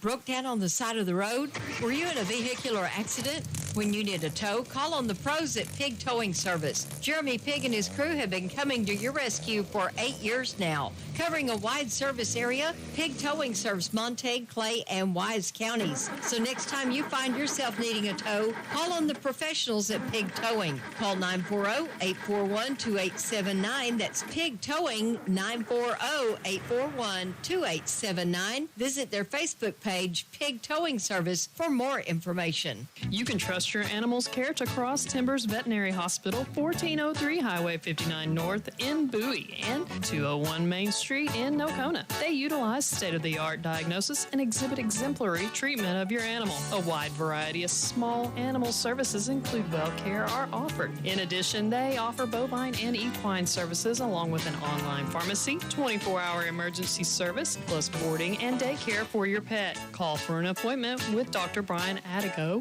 Sarah Holloway, Stetson Miller, or Madison Wiggins. 940-872-2161. Visit their website at crosstimbersvet.org or on Facebook for more information. Do you have an electrical job? Don't ever try to do it yourself. Call on the professionals at BK Electric in Bowie. They can handle industrial, commercial, and residential projects. Plus, BK Electric does oil field and trenching service. So next time you need some electrical work done, call on BK Electric, 940-872-5750. That's BK Electric, 940-872-5750. TCL number 21510 and ME number 24131. BK Electric is a strong supporter of Jackrabbit Sports. Your source for local news, weather, and sports for over 60 years. 97.3 FM and 1410 AM. KNTX. Bowie, Nocona. And welcome back here to Jackrabbit Stadium. Jackrabbits trail 13-7 here at halftime. And Brent, why don't you quickly get through the stats? We got a lot to do up here. All right, sure will. Let's start with the Jackrabbits here in the first half. 8 first downs. In the first half, they ran the ball 23 times for 117 yards, 0 of 3 through the air. They did throw an interception. And so 117 yards on 26 plays for the Jackrabbits in the first half. 4 penalties for 45 yards, 1 of 5 on third down conversions, and 1 of 1 on fourth down. For the Lions in the first half, they had 8 first downs. They ran the ball 17 times for 113 yards. They were 2 of 5 through the air for 35 yards. 148 total yards of offense on 22 plays for the Vernon Lions. They also threw an interception. They had 5 penalties for 50 yards. They were 2 of 7 on third down conversion and 2 of 2 on fourth down. Individual leaders for each team on the ground for the Jackrabbits: Justin Clark, 13 carries, 61 yards. Seth Mann, 2 carries, 33 yards and a touchdown. Jax Johnson, 6 carries for 18 yards. Raider Mann, 2 carries for 5 yards. On the ground for the Lions, Adarius Williams, 4 carries, 55 yards, and the 2 touchdowns. Ty Scott, 7 carries for 36 yards. Jevin Fanner, 6 carries for 22 yards. Through the air for the Jackrabbits, Raider man of 0 of 3 with the 1 interception. No receiving yards for the Jackrabbits here in the first half. Through the air for the Lions, Ty Scott is 2 of 4 for 35 yards and 1 interception. Catching those 2 balls, Case Fleming caught 1 for 20 yards, and Cameron Plyer caught 1 for 15 yards. So 148 to 117, big offensive explosion for both teams in that first half. Yeah, but we'll take it. We're only 6 points down. You got that right. And things are looking good. Jackrabbits have had a few little, weird-looking plays, but we're hanging in there 13-7.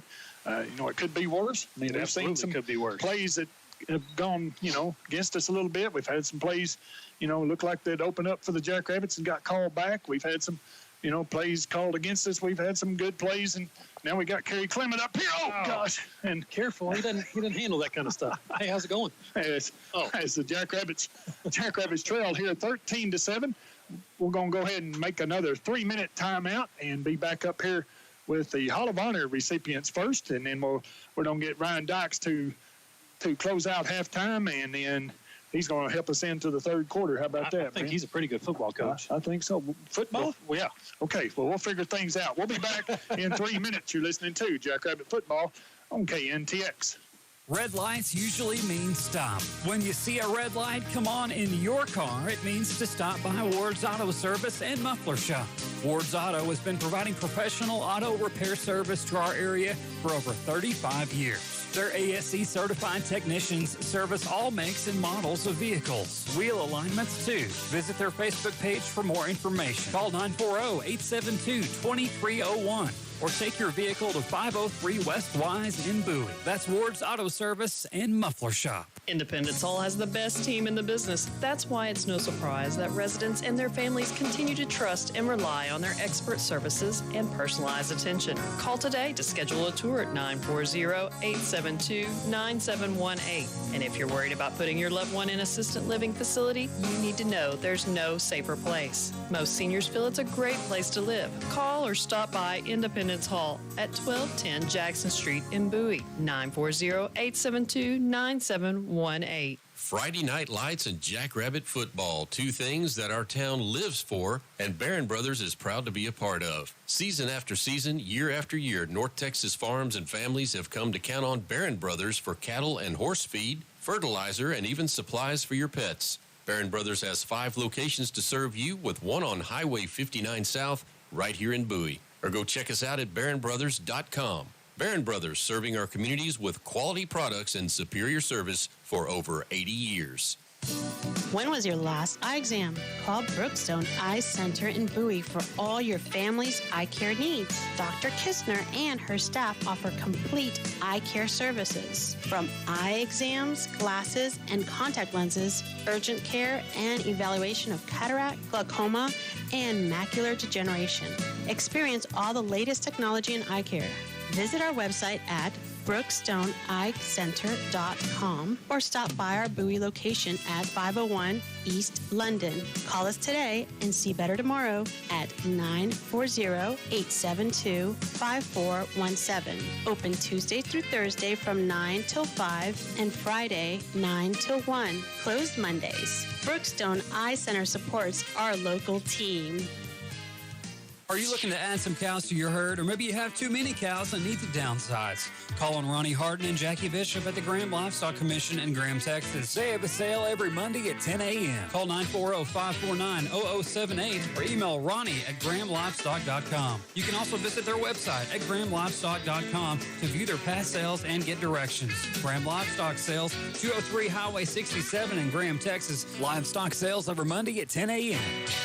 Show your Jackrabbit pride with a Bowie mascot debit card for your Legend Bank hometown checking account. We give back to the school for every mascot card we issue. Plus, every time you use your card, you'll earn points that you can redeem for great gifts and even gift cards.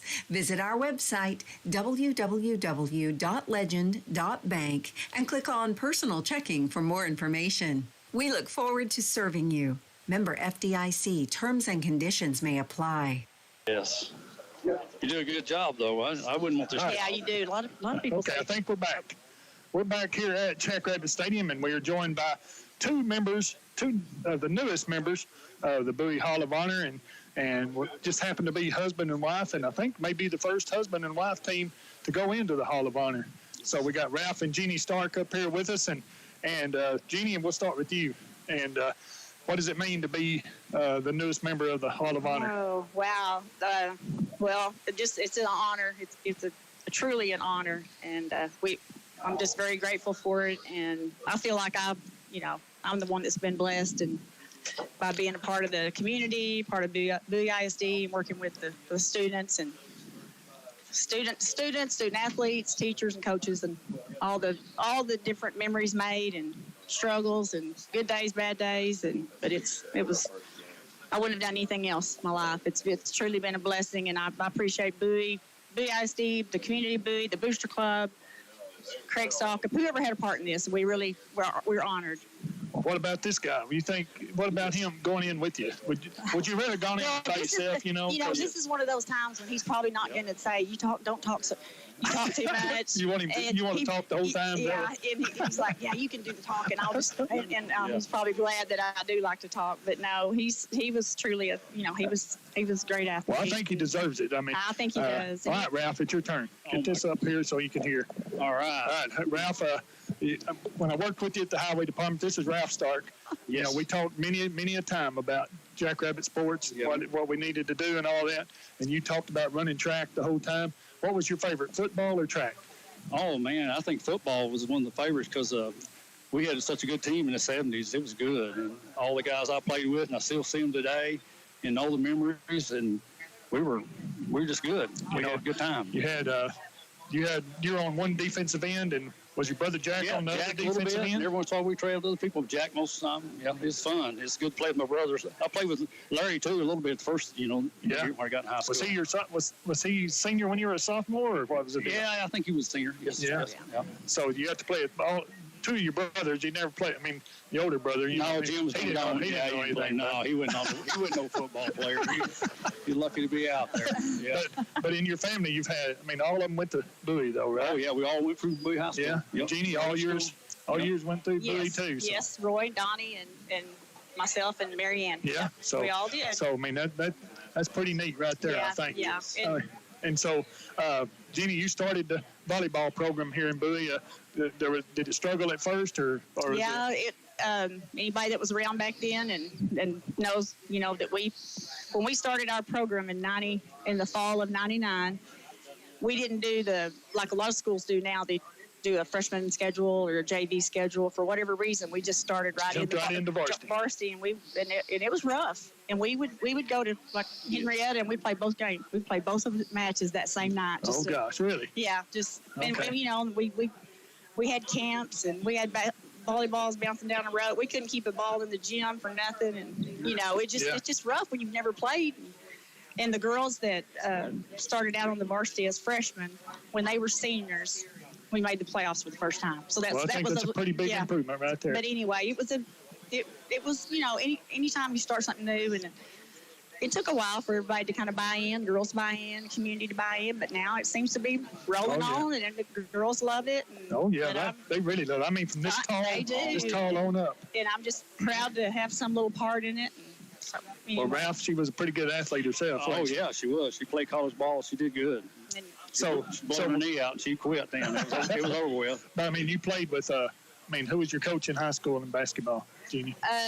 Coach Barrick. That's what I thought. Yeah, and so y'all were y'all good then? I know only one team went to the playoffs. We won district one year, and only one. Yeah, you didn't get to. You had to win. You had to win the district. Yeah. But y'all played 6-man. I mean, what was it? That's yes. We 3-on-3, right? I was a forward. Right. And then when I went to Midwestern, we were like, wait a minute. And then we started playing full court. Wait a minute, I got to get. I got to play defense now. Right. So, but anyway, I do want to say another thing about Ralph is that during the volleyball, there's a lot the stuff that he did to help me that nobody knows, but just fixing stuff and help me put nets up. Oh yeah, nets were all the time. He was putting those nets We'd up. take a whole. Well, we'd take. He'd gripe about having to put the nets up. Oh yeah, backdoor slamming when they lost and all that. Yeah. It was a lot of fun. But we'd take a whole Friday and he'd put everything up. But he was always there, supporting me, and so I really appreciated that. Well, a lot of people just think of Ralph as just an old field truck driver or something like that. But I remember when I'm just about 3 or 4 years younger than Ralph. Right, Scott. Running the hurdles. With that stride he had, I know. He went to state in the 300s or 330s. 120s back then, yes, sir. And not too many people from Bowie go to state and track. Yeah, it was fun. Track's tough. Yeah. And then playing defensive end, we're standing there, and I remember Coach Clement and them in junior high telling me, "Now, Weber, if you'll play defensive end like Ralph Stark, you'll be a good player." So I always tried to do it like Ralph. Then I worked with him at TxDOT, and I tried not to do things like Ralph. Yeah. But I did play with a good bunch of guys, and I always remember them. They're fantastic. Yeah, and they were a great bunch of guys. Oh, I played teams back today, I like watch the kids play. I still, but it's a lot different these days than it was back in the days. It is. It's just we didn't have fields like this to play on. No, if you see those guys, it's good. Air-conditioned buses. When we first started, a lot of things have changed, and probably for the better, a lot of it, too. And our coaches, you always remember them. You always, Yes. Coach Brooks, Coach Clement, all them guys. Coach Jackson. Yeah. They was a blast. Guys, we could talk on that. Yes. I know you did, congratulations. Scott. Congratulations to y'all. It's awesome. And I'm glad y'all came up and talked to me. It's great honor. But I got to get on with it. Yeah. All right. Thank you, Ralph and Jeannie Stark, newest members of the Bowie Hall of Honor. And if you don't mind, Jeannie, you give yours to Matthew, if you would. I sure will. Thanks again. All right. Thanks, Ralph. Thanks, Scott. And we're waiting on our newest one. And Matthew, you going to do the talking? Yeah. All right. And got you? You got me? See? Yeah, there you go. Matthew Miller up here representing his dad, Ronnie, and Ree over here, Ronnie's wife, and unfortunately Ronnie's not, he can't be up here with us, and I know he's up here with us, right? Mm-hmm. He's in here with us right now, and Ronnie Miller, one of my favorite all-time people. We've been to state championship, state tournament so many times, together, and I could tell you a lot of stories, Matthew, about them trips. I can only imagine. I've heard several. Back in the day, but oh man, we played softball with him all over, but Ronnie Miller, what a great guy. And a lot of people know Ronnie from coaching and everything, but a lot of people don't realize how good a football player that guy was. Yeah, and if you ask him, and I asked him, and I tried to ask him, and he'd never talk about it. He'd never talk about himself. It was always deflected to somebody else and the team and how good the coaches were. And, I remember being a little kid in his truck and seeing a resume that said I didn't even know he was an all-state linebacker until that point. And growing up, I tried to ask him about it. He never, it was always, I wasn't even the best one on the team and blah, blah. And he'd talk about somebody else. And I laugh about this because, he'd be the first one to be mad that it was him going in and not somebody else. Oh, yeah. That's what I was fixing to say. He would be mad if he knew y'all were. If he was sitting right there, he'd say, "Get out of there. Y'all don't need to be here." Yep. Exactly right. That's exactly who he is. And, but I couldn't, and I'm selfish, and I couldn't think of a better person to go in, not just from a playing standpoint, a coaching standpoint, but, man, that guy would be in the stands watching anything Bowie, and it didn't matter to him. It didn't matter if he was coaching over at Midway or if he's coaching anywhere else that he coached. If Bowie was playing, he was going to try to be here. Yes, sir. And I told that man right back there, Mr. Stalkup, that the Hall of Honor was nothing without Ronnie Miller in it. So if I had just a little bit of a hand in this, I'm proud to do it. So, but Ronnie, again, he was on the 74 state championship basketball team, and a lot of people probably don't realize that either. No. Really? He was on it, and that's what I didn't know anything about it, man. And I got to go when they got honored in Austin, and some of those guys and how big they were, and he that's another one he won't. And I know he didn't play a whole lot on that team, but he was on that team, and he won't. There's not one time he's ever mentioned anything he did on that team. It's always about the other guys. Man, I'm going blank trying to think of people who are on that team. Brazier, Bob Brazier, little Bob Brazier, and all those different guys. Prater and Prater, Cannon brothers. Yes. Cannon and all them guys, and that's another one. Stalkup. He wanted to know what position Ronnie played in baseball, you know, and I texted you, and he said, you said, I have no idea, because he never talked about it. He would never. There's some funny stories he's told me about that baseball team I can't really say on air, about a Whataburger and some guy, but he never talked about what he did, or he would just talk about what everybody else did and what the team was able to accomplish. And his brother Jerry was on that team with him, and it's just something that it was always an example to me that, hey, it doesn't matter who does it; it matters how we do it. And that's the way he was when he coached as well. Yes. I mean, he didn't want the credit for anything. He wanted it to go to his players, and it wasn't him. It was either when he coached with Coach Shelton or he coached with whoever, Coach over at Midway Coker, Coach Coker over there. He didn't want any of the credit for that. And I remember at his service, when Christian Coker and in his senior deal, I don't know if y'all knew it, he put in there he wanted to make sure that he said thanks to Coach Miller for all the work he's done, for him. So, I mean, I thought that was a pretty good honor right there. That a kid like Christian Coker that won state in the triple jump and led the area in scoring and basketball, all that would give Coach Miller credit for some of that. I thought that was pretty cool right there. Yes, very much. And I think it epitomizes what kind of guy Ronnie was. Yes, sir. So, I got a lot of stories that I could tell, about trips I've taken with him scouting. I wasn't a coach or anything, but, it's wherever you want to go, Webb, you want to go with me, or Weeb, that's what he said, Weeb, you want to go with me? And I never turn it down. I mean, I couldn't wait to go with him. Now, we might not get to Jacksboro or somewhere like that, and I'd have to drive.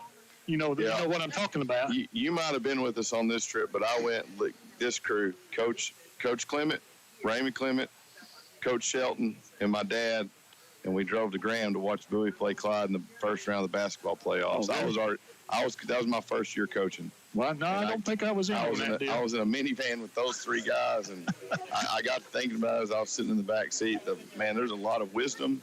There's a lot of experience in this band right here. I used to go eat after home games. It was in between marriages. I mean, I'll just see it, Carrie.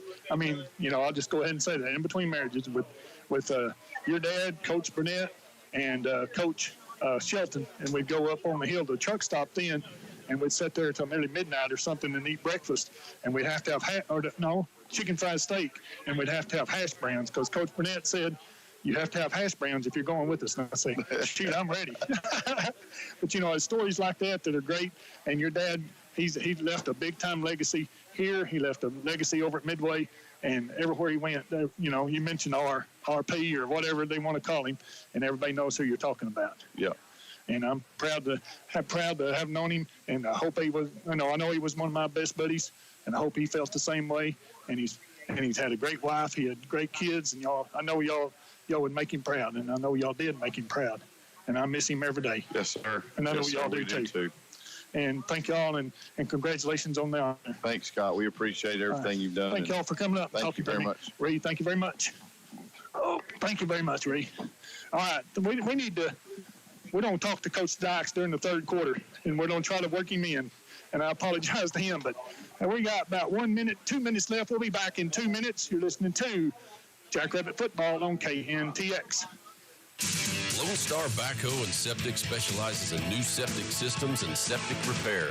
They also offer septic cleanout, which is recommended every 3 years, and offers site evaluations for new septic systems. In addition, they build roads, house pads, and ponds, install storm shelters, and clear brush. For a free estimate, call 940-841-1736. Serving the Montague, Clay, Wise, and Jack County area, Lone Star Backhoe and Septic offers competitive pricing and quality work. Whether residential or commercial, call Casey Denson and Ronnie Dukes to discuss your next project. 940-841-1736. If you're looking for real value in car insurance, value that means a good price and even more, see State Farm agent Tim Wynn and ask about State Farm's low-cost car insurance. If you have an accident, Tim will get your claim started promptly and make sure it's settled fairly. See why so many of your neighbors in the Bowie area insure their cars with State Farm. For a better car insurance value, see Tim Wynn at 201 West Pecan in Bowie. Like a good neighbor, State Farm is there. Stable, innovative, flexible. Jacksboro National Bank retains the values and mission established in 1905, providing a stable foundation to build on. We strive to provide the latest products technology to allow our customers to take advantage of these advancements. Open minds and flexible approach allow Jacksboro National Bank to assist our customers to respond to opportunities. Stable, innovative, flexible. That's my bank. Jacksboro National Bank, member FDIC, and an equal housing lender. Hi, I'm Corey Hooks, and I am excited. Corey Hooks Ford, Chrysler, Dodge, Jeep, Ram. Check out our new website at CoreyHooks.com, where you will find all our new and pre-owned inventory, check trade values, securely apply for an auto loan, inquire about parts, schedule service, and handle all your body shop needs. Our friendly professional staff is here to serve you. Come out and see us at 6486 U.S. Highway 287 in Bowie under the giant American flag. And welcome back here to Jackrabbit Stadium. Jackrabbits trail 13-7 here at halftime, and a pretty good first half, kind of a sloppy first half, but the Jackrabbits are within striking distance, only trailing 6 here at halftime, and we're going to try to work in an interview with Coach Ryan Dykes as we go along here, and here is the kickoff, and it's going down to about the 18. It's fumbled a little bit, but picked up, and now going to the outside, cutting back up the middle, and a good hard hit there. And the Lions will take over at about the 29-yard line. And Coach Dykes, thanks for coming up and joining us. Sorry about all the interference or whatever you want to call it there at halftime, but that's pretty awesome that we had some honorees there at halftime. Yes, sir. I appreciate you guys having me out, and I appreciate everything you guys do for Bowie High School athletics. Yes, what a great night to honor those much-deserved people and their families. Oh yeah, and I've seen, I saw Ralph, and like I said, and Jeannie, they're about 4 or 5 years older than me, and I watched them in many sporting events and, kind of idolized them. And then I worked with Ralph and kind of thought of him a little different. But yes, sir. Oh, wide open over the middle, and they could score here. As they're down to the 30, we're chasing him. Mo's trying to get him, but he gets loose to the 10, to the 5, and just like the first half, they score on their opening play of the half. And I don't know what happens, but we just cannot get together, Brant, coming out of dressing rooms. We sure can't, and that play goes for 71 yards, 71-yard touchdown pass, Ty Scott to Case Fleming. Wraps up the second short drive of the Lions. One play, 71 yards, and it's 19-7. Why does that happen, Brant? I don't know. It's just not coming out ready to play. I mean, plain and simple, that's all it's got to be, right? Yeah, so would that be about about the same thing as about a 10-point spurt in basketball or something there, or what would that be, Brant? So 10-0 right off the bat. 10-0. Just start them off with 10. And Coach Dykes has to slam his foot down and call a timeout. That's right. Throw his marker, throw his board. I've seen many a cracked board around here, and here's a pass for a 2-point conversion, and it is good. So with 11:33 remaining. We're in the third quarter. It is 19-7. And Coach Dykes, I don't think that's the way you want to start the second half, huh? No, sir. No, sir. You hope to go in at halftime, make some adjustments, and have a good game plan coming out. I got a short little Bob Knight story in honor of him. Passed away just the other day. He was famous for saying the most important 3-4 minute span of the game is the one coming out of halftime. Well, we didn't do it, did we? No, we did not. Well, we are up here with Coach Ryan Dykes. Just 30 seconds. And, Coach Dykes is our new Jackrabbit football coach. And basketball. Did I say football? Yes. Well, I'm looking at the football field. It's kind of hard. Basketball coach. And we got our first scrimmage tomorrow, Coach, and it's down in Fort Worth. South Hill Scorpions. Yeah. Yes. South Hill Watch Scorpions. out. So how's everything looking so far? Well, I feel like we've had a good week and a half of preparation. Guys have came in the gym and they've put their hard hat on and they've gone to work, and I'm really starting to see the guys come together as a team, start to learn some of the new concepts, and tomorrow will be a tough test, no doubt about it. We're going to play an athletic group, a group that has really improved over the last few years. So it's going to be a challenge for us, but a challenge that we're excited about the opportunity to see what we're made of, and just really to see where we need to get back in the gym and iron some things out. So here is the kickoff. It's not as pop-up as it has been. It'll come down to the 27-yard line. Seth Mann has it, and Seth will get to about the 33-yard line. So how many players do you have out there in your program right now practicing every day? Yes, I have 16 players out in the off-season program right now. I have a group of 4 seniors, 3 juniors, and then some younger players as well in the gym. So how many football players do you expect to have after tonight? Do you have any idea? I do not have any idea. I'm expecting anywhere from, say, 10 to 20 to evaluate, and we'll do that on Monday and Tuesday next week. So we'll come in quickly to the line of scrimmage. Raider man under center, pitches it out to brother Seth. Seth trying to turn the corner, and he gets maybe a yard or two out to close to the 35-yard line. And like somebody like Tucker that's not playing tonight, if he shows up in the morning and says, I'm ready to go, what would you tell him? Well, I've thought about that, but, I've invited some of these football guys that I've had a chance to work with some over the summer, and they've gotten to play in some of our summer games and tournaments, and I've invited them, but I've also told them the expectation is that it's very unlikely that they see court time tomorrow. Raider rolling to his right. He's trying to turn the corner. He does, and he's brought down maybe after a gain of 2. That's going to bring it out to about the 38-yard line, which is going to bring a 3rd down and long, probably about 7, what's going to be, Brant, about 6 yards for a first down? Yeah, 5 or 6. Depends on where they mark it. So I know you and I have talked about it, but very tough district that we play in with City View and, even this Vernon team here. We've seen some Dawkins and Williams and players like that on this team that played against us last year. It's going to be very tough district like it always is.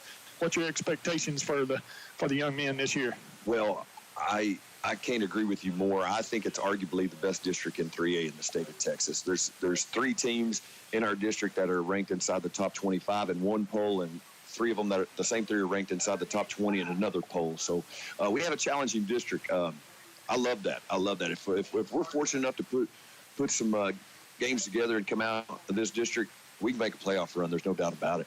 Well, I think it showed it last year as the Jackrabbits, went and defeated Peaster. So we'll talk about that in a minute. Raider trying to turn the corner, and he's going backwards, way back to about, see what they mark it, but it could be, they're giving him forward progress to the 36-yard line.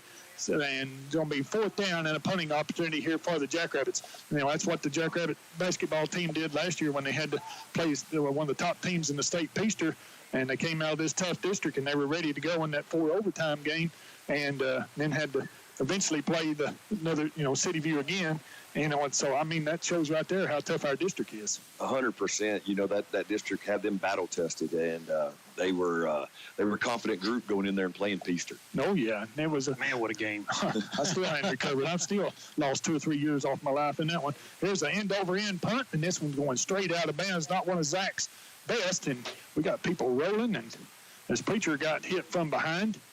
And this one will go out of bounds. Still mark. I don't know who he's looking at to mark this. Oh, nobody's paying attention to it. He just marked it where he wanted to, I guess. And then we'll go dead at the 39-yard line. So I know Austin, my son, and Boston, Brant's son, are out there. And Austin says what he likes about the practices this year, or everything is pretty crisp. I mean, just boom, boom, boom, and and you're not standing around a lot or anything like that, and he's really enjoyed things. Is that kind of the way you do things and stuff? And Yes, sir. I try to have the guys moving, playing in the drill, active as much as they can. The less dead time we have, the better. And this play is bone dead at the line of scrimmage, so they'll bring up 1st down and 15 now as Brant Dean and his chain crew's getting a lot of work out over there. They sure are. So who are the teams that were ranked in our district? Well, City View is the highest ranked team in our district. They're they're anywhere from the high teens to top 10. And then this Vernon group is ranked very high as well. And then Holiday, they have a special talent over there. Yeah. And so those 3 teams are the highest ranked teams in our district by far. I couldn't think of the 3rd one. I got 2 of them, but yes, sir. Holiday with Big Kid coming back, and then Vernon with the athletes they've got. Yeah. So. Yes, sir. So, and here's one of them, Ty Scott. He may not be one of their best players, but he's a dang good basketball player in his own. And here's one right here, Darius Williams, and he's dragged down in the backfield. Nice play there by number 65 for the Jackrabbits, and that is Hunter Flewitt. And Hunter's really shown that he could play football this year after staying out till all through his freshman and sophomore years, not even playing until he got up here and only playing in junior high. So who are your coaches this year, Coach, if you don't mind telling us about that? I'm thrilled with my coaching staff. I've got the chance this fall to work with Lyndon Cook, and he's never been around basketball. He doesn't know anything about it. No. I think he's lived in a gym since he was walking. So I'm excited to have him. He's going to bring a lot to the table. He's got great experience as a player. He's been in a basketball home his whole life, and he's got some head coaching experience. So I'm going to lean on him heavily. And then I've got another assistant coach at the high school, Javier Fuerte, and he's kind of new to the basketball side of things, but just a sharp guy and really relates well to the kids. And I think he's just going to be another great addition to our coaching staff. What's he telling you? Does he even know what's going on? No, sir. First off, he lives in Decatur. That's his one problem. Yeah. At least he's wearing the right color tonight. That's right. At least he got that bojo on. That's right. What about in the junior high? I know junior high is a pretty place that you need to build your program and all. Who's going to be in the junior high this year? Yes, sir. I've got a staff of 3 in the junior high. Aaron Chokas has been in our junior high basketball. Well, you're in trouble there. Yes. So, we're gonna lean on him for his experience, and then Brady Indris, who's also out here coaching the football team tonight. He has some head coaching experience as well. So I'm gonna let him have the 8th grade A team and just build off of what he was able to do last year as a head coach. And then I've got Jesse Vaughn, who I'm excited. Yes. Who I'm excited to let him get a little taste of 7th grade A team. Well, that's good. And here's Williams Scott underneath center. He's looking out to pass. He's got a man wide open at about the 49-yard line. Falls forward for the first down. And that's a big-time first down for the Vernon Lions with 8:45 remaining. Here in the second quarter, the Lions lead 21-7. We're visiting with Ryan Dykes, the new head coach of the Bowie Jackrabbits. And, Coach, why don't you run down a little bit of your experience for us right fast, and you don't have to worry about it. Let's wait until after this play. Yes, sir. And I know you're from up around where my daughter lives, up around in there, so we'll get to that here in a little bit. First down and 10 for the Lions. And he handed off to Williams on the left side. If he gets outside, watch out, but nice ankle tackle there by the Jackrabbits, Zach Harris. So, Coach, why don't you run down your experience for us a little bit? Okay. Most of my experience is back in the West Texas area. I was born and raised in that area, Texas Tech graduate, proudly to say. Yes, I coached mainly around the Lubbock area, stops at Friendship, Lubbock Trinity Christian, Slayton, Smyer, and then I actually started my career further north in the Texas Panhandle. So here we are. So that's basketball country up in there. Yeah. And here's the handoff. Watch out. And this could be gone as we're chasing him down to the 10 to the 5. And it is what's his name? Banner in for the touchdown. Oh, my goodness. 47-yard touchdown run by Javon Fanner. And that's going to wrap up a Vernon drive that goes 66 yards in 4 plays, and it is now 27-7. Games earlier in the year, our first half was our better half, and here it is again. Here, Scott. Yep. Second half is our Achilles heel. Coming back to bite us once again. Sure is. Waiting on Lopez's extra point, as it is now 27-7, and this kick is up, and it is good. So am I wrong, or did you go to Plainview? Is that where you went? Yes, sir. I graduated from Plainview in 1992. So were you there when who was the girls' coach there for so long? Danny Wren. Yeah, were you there then? Yes, sir. I was there. He was probably in about his 10th year there, but what an outstanding coach. He passed away this past summer. That's what I was thinking. And he had a run where I believe they won 4 state championships in a row. Now he had a really talented player that played at Texas Tech, and also another player that played at the University of Oklahoma. So girls basketball in the Texas Panhandle is outstanding. Oh, yeah. Region 1 girls basketball it's a different beast. You got Chuck Darden when he was at Shallow Water, and that's who my daughter played for.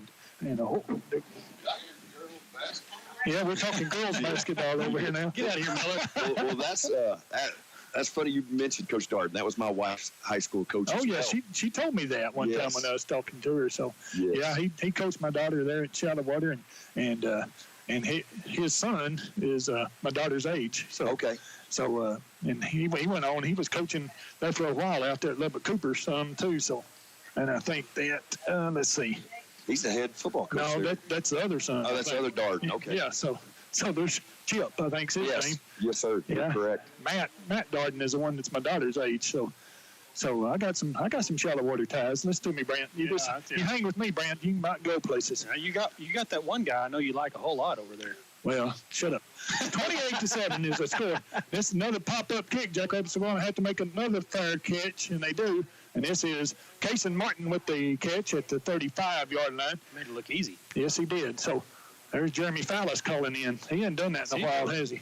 He must be lost. Yeah, he heard us talking basketball. He loves basketball. He loves basketball, yeah. Really, he hates it, but that's okay. But that's what happens up here, Coach. I get all these calls, people trying to mess me up, but I don't really need help messing me up. yeah. Focus. That's never the right term for Weber. Just wait until you're coaching next to him and you hear him question your calls. I don't know why we're making these plays. I don't know what we're doing. Yeah, what's this guy doing? Where did he come from? Yeah. I have been warned, I must tell you. First down and 10 for the Jackrabbits halfway through the third quarter of play. And here's the handoff up the middle, and this one will go nowhere. Is Justin in the game here, Brent? I ain't even noticed. I don't know. Would Justin come back after his injury after halftime? I don't see who ran that one. I guess that was Seth Mann. Do you see Justin on the sideline by chance? I don't either. That's not a good sign, is it? That's not. I don't even see him standing out there, to tell you the truth. So there he is right there. Where? Right in the middle of that. He's talking to McCoy, I think, is who he's talking to. Oh, yeah, I see. He's got everything on. Yeah, so good. That's good. Maybe he'll get out there here in a minute. Yeah. So here's a man in motion is Braden Ryan, and they'll hand it off to Jax Johnson, and I think they're ready for that play this time, and they'll bring 6:40 remaining. And, Coach, what is your relationship with football coaches in the past? I mean, you know, that's a big deal in some places where, you know, football coaches don't get along with basketball coaches kind of, but it's never has really been a problem here in Bowie. And you know, some people would say Bowie is more of a basketball town than a football town. And what's your relationship usually with football coaches? Well, I tell you, I've only been here a brief moment, and in this short amount of time, I've thoroughly enjoyed getting to work alongside Coach Price. He is a program guy. He's for every sport, whether it be volleyball that coincides with football, or all the winter sports and the boys and girls basketball and all the spring sports. He's already got a plan in place for the year in terms of lifting and gym time and all that good stuff. I've enjoyed my short amount of time to work with him. He was even he came in and watched probably half of our practice we had this morning, and reached out to me after practice. We just had a good talk about just giving each program its most opportune moments to shine and to excel. You know, my biggest, I guess, mentor, biggest idol, whatever, was my high school basketball coach, Gano Shelton. Yes, and my oldest son is named Austin. Named Austin. Listen to me. Is that named Andrew? Well, Austin's name popped up there for one time. Is Andrew Shelton Weber. I named my oldest son after my high school basketball coach. And, that's how much he meant to me. Yes, sir.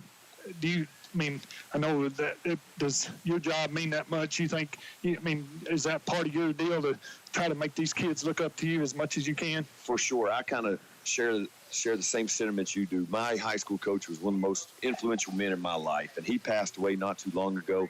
And he is the sole reason why I got into this profession. And the older I get and the more seasoned and experience I get, it is about the relationships, and it's about developing these young boys into young men and seeing them grow and mature. Great run out by, great run out there by Braden Ryan, and he will get the first down out to about the 48-yard line. That is a first down, and that's a kind of a change of pace there for the Jackrabbits as Braden Ryan runs it around the left side for the first down, and that was a great run by Braden, and that's one of those athletes right there, Coach, that you never know. Braden will give you all he's got no matter what. And he did play basketball last year. I guess he's planning to play basketball this year, but, I mean, may not be the best basketball player in the world, but, I mean, he's hard to keep off the court. Where, I mean, if you're on a JV freshman, 8th grade, wherever he lands, I mean, good gosh. I mean, with an athlete like that, you know, you never know what you're going to get from people like that sometimes. Yes, sir. He played some this summer with us, and you hit the nail on the head. He's athletic. He looks like a deer out there. He gets up and down the court, and he jumps really well. I'm excited to see his development. He's a long, rangy kid, and we're trying to get him in the gym here. Here's next week. I think that's what he needs is gym time. But yes, sir. Yes, sir.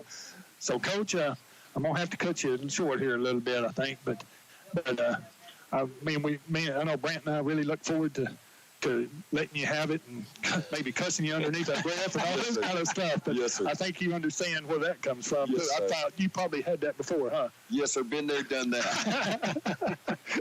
But hold on a second. Here's a handoff up the middle this time, and that's going just maybe for a yard, and that is that Seth with the carry. So we still have 5:15 left here in the first quarter. It is 28-7 Vernon. And Coach Dykes, thanks for coming up and joining us. Sorry things had to turn out like they did, but pretty awesome night, and we'll see you in Fort Worth in the morning, and good luck for the season. Yes, sir. I appreciate you guys having me on, and hopefully we can get a few touchdowns here, make this thing interesting. Let's hope so. Let's hope so. Brent, you got anything? No, sir. Looking forward to it. I'm excited to get started tomorrow morning. Yes, sir. Yes, sir. Thank you, guys. All right. Thanks, Coach. And so it'll be 2nd down and 4 here, and here's a handoff to Seth once again, and he will get a couple of yards, and it'll bring up 3rd down and 2. Excuse me, Brent. I'll quit coughing one of these days. I don't think you will. Thanks, Coach. You bet. That ball bounced around in Seth's arms for a while, so he tried to finally corral that thing, picked up a couple yards, brings up a 3rd down and 2.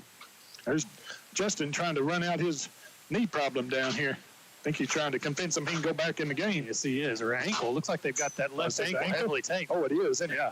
Good. At least it's not the knee. Yeah, really.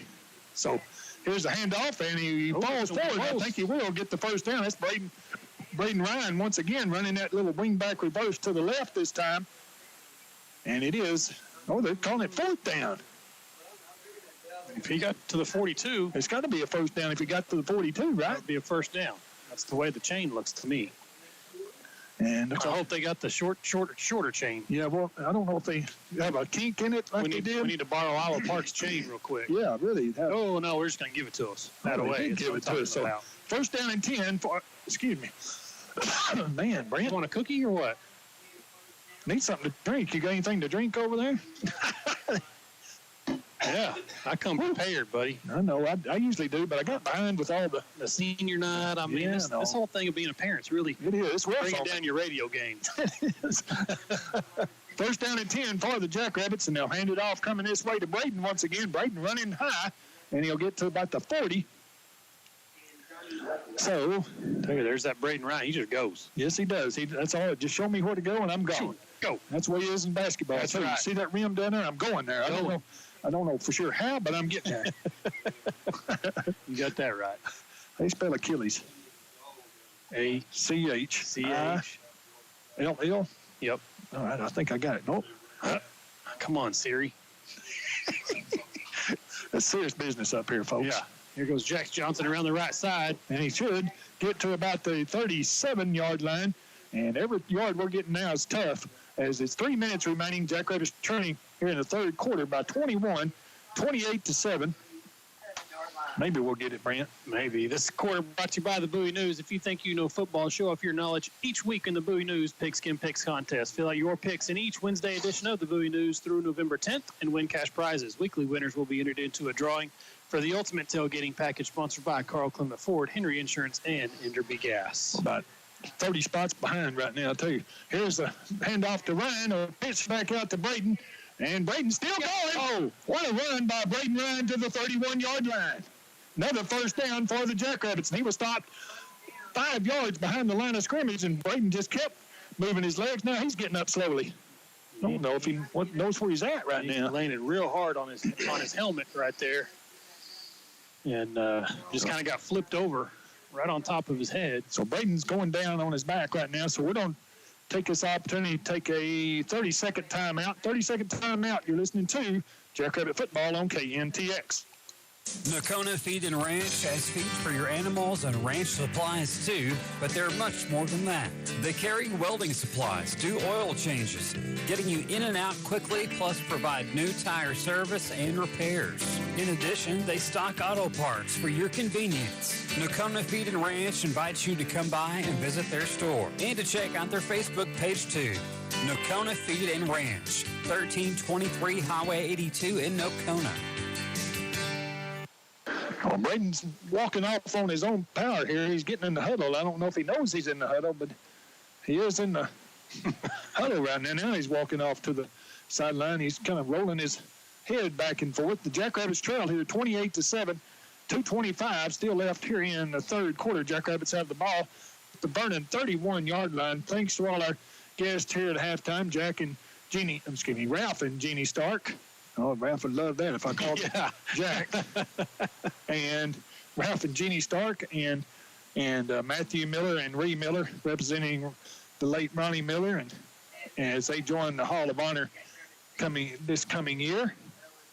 And then Coach Ryan Dykes of the Bowie Jackrabbit basketball team, and they do start, as Brent and I both have sons on the varsity basketball team this year, as they do start their scrimmage season anyway. First of two scrimmages tomorrow morning at 10 o'clock against the South Hills Scorpions down in Fort Worth. That should be interesting. That'll be real interesting. I've never been to South Hills. I have not either. I've been to Southwest and Western Hills. Been to a lot of them. Ready to back to the throw. He's running for his life again. Now he jukes one guy. Now he's got a little bit of room. He throws, and there's nobody out there. Have we completed the pass tonight? I don't think you want to hear that. I don't think we have. I think I know the answer. Okay. Yes, we have, actually. Oh, we have. Yeah, we threw it to Vernon. Oh, yeah. Oh, well. Yep. So that'll bring up second down and 10 on the incomplete pass. Looking at some scores around our district, Iowa Park is still leading Jim Ned 7-0. Goodness. With 8 minutes remaining in the fourth quarter, Clyde has taken the lead on Breckenridge 20-14. And here in Bowie, it is 85-7. According to our app. Really? I don't think 85 is right. Somebody's having fun. Yeah, they sure are. So Raider underneath center, and he'll hand it off to Seth going right. Seth jumps a tackler, and he's brought down behind the line of scrimmage for a loss of 2. And it'll bring up, third down. No, it's a loss of 3. 13. No, it's a lot. Yeah, loss of 3. Bring up third down and 13. And good to see Justin back out there. Yes, nowhere to go for Seth on that play. He had to jump over one of his offensive linemen that got pushed down right in the middle of his path. Jackrabbits trailing 28-7 with 90 seconds remaining here in the third quarter. Last football game of the year for the Jackrabbits, and it is the 9th game as one of them got rainstormed, flooded, whatever you want to call it out that one night. We were glad to see the rain, though. And here comes Jack Johnson. He's brought down from behind at the 25-yard line. Jack's had a head of steam, got down to the 25. That'll bring up fourth down and about 3 here for the Jackrabbits, or 4th down and 4 for the Jackrabbits with 1 minute remaining in the third quarter. That may have been a touchdown-saving tackle there made by number 35, Mason Ballard for the Lions. Chased him down from behind. Good blocking on the left side of the line for the Jackrabbits that time. And now back to the line of scrimmage come the Jackrabbits, 4th down and 4. And they'll pitch it coming this way, Jax Johnston. And he will. That's a holding penalty. That's a holding penalty on the Jackrabbits. On the outside, as Seth Mann just tackled one of the Vernon lines. And if we didn't get the first down, it'll go over on downs, and I don't think we got it. No, it's going to be close, though, isn't it? I thought we had to get to the 20, but we got to get to the 21. 21. Yep. They've got it marked at the 21. If it's going to be a first down, well, they'll have to mark it off, of course. Let's see here. It takes us a while to figure all this out. Yeah. Referee's talking to the one that's got it marked, and it would be a first down because he's got it marked on the other side of the 21. Back side of the ball's on the 21. I think they may need us down there to referee sometimes. I think so. Yep. So it's going to be fourth down. He went like this with a one. Then it's going to be fourth. So the Jackrabbits have a tough go here. He's going to bring up fourth down. Mark it off from the line of scrimmage. Yep. Wonder why. Yeah. So that'll move it back to the 35-yard line. Jackrabbits have to get to the 21. So 4th and 14 here for the Jackrabbits. As they trail 28-7, 32 seconds remaining. Will the clock start? It should. Let's see. There it goes. Yep. So do we let it run down? Nope. We're coming to the line of scrimmage. Tight formation once again. And we're going to try to receive our first. And Rader's still going. He's all the way back to the other 40-yard line. Throw it! And he steps out of bounds. That's Seth waving his hands right there at the 35-yard line. Nobody around him. And the ball to go over on downs to the Vernon Lions. Way back in 1 minute. 1 minute timeout. You're listening to Jackrabbit Football on KNTX.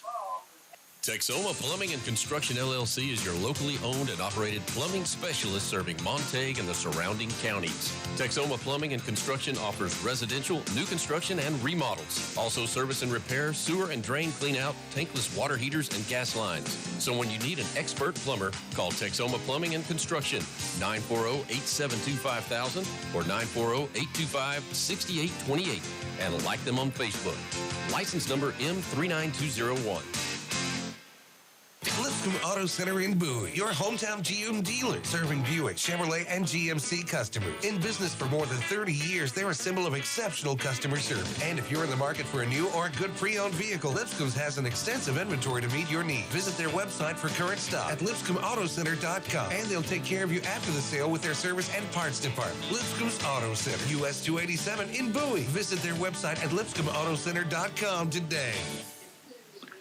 Well, welcome back as Braden Ryan brings Williams down after a gain of 9, and that's going to be the end of the third quarter. So we'll be back in one more minute. Make it 90 seconds. We're back in 90 seconds. You're listening to Jackrabbit Football on KNTX. White's Magneto and Supply is your go-to store for quality name brands that you know and trust. Hustler, Skag, Steel, and Echo. You'll also find pressure washers, tillers, and oil fill supplies. You'll also can have your propane cylinders refilled for your outdoor cooking. Eddie and Gina Robinson owners invite you to check out the Green Mountain pellet grills, Cajun fryers, and Big Green Eggs grills and supplies. Come by today. That's White's Magneto and Supply, 1413 East Wise in Bowie. Open Monday through Friday, 8 a.m. to 5 p.m. and Saturdays, 8 a.m. to noon. Don't forget to like us on Facebook. That's White's Magneto and Supply. Bowie Pharmacy, 503 East London, understands that convenience is very important. The pharmacy is conveniently located near medical clinics and as a convenient drive-up window. They also offer delivery inside the Bowie city limits. Bowie Pharmacy is your hometown pharmacy. Most insurances and Medicaid are accepted. Have your next prescription filled at Bowie Pharmacy, a strong supporter of Bowie High School sports. Open Monday through Friday, 8 to 5:15 and Saturdays, 8 till 11. Call 940-872-1140.